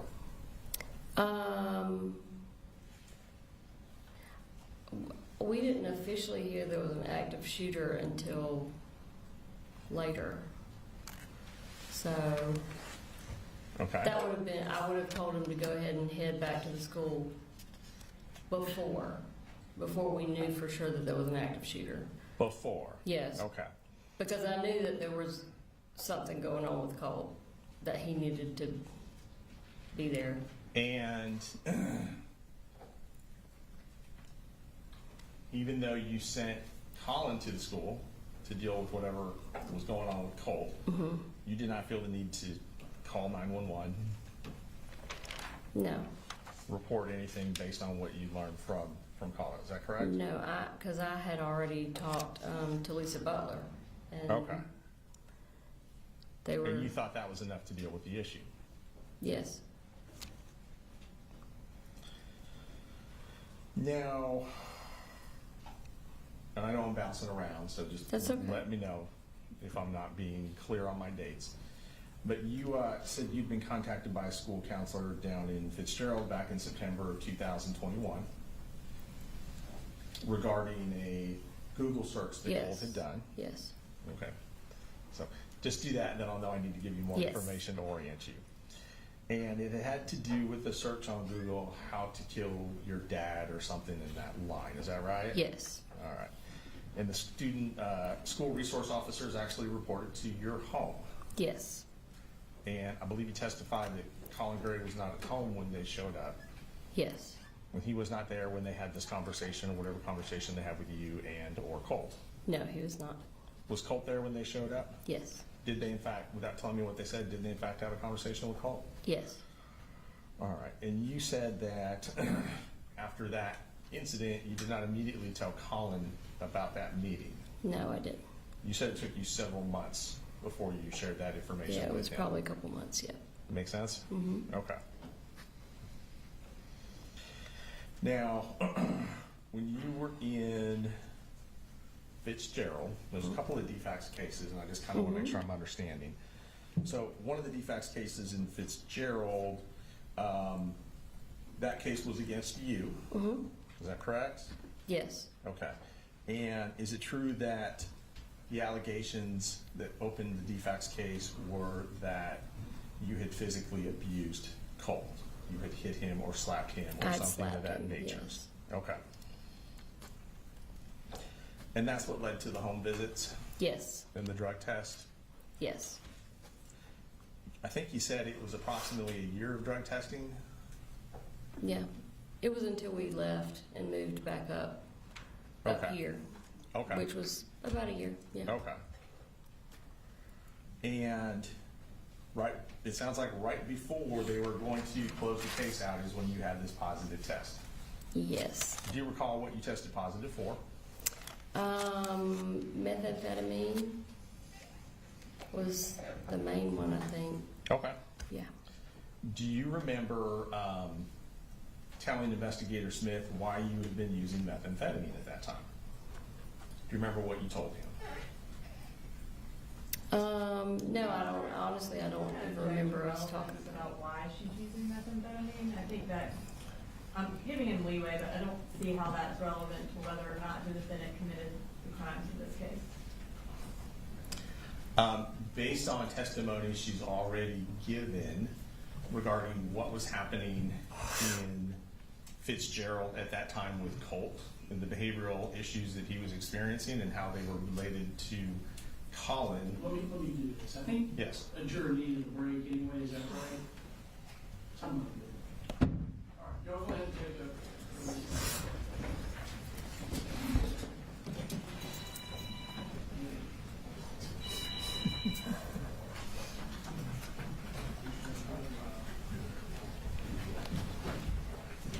Shame on him.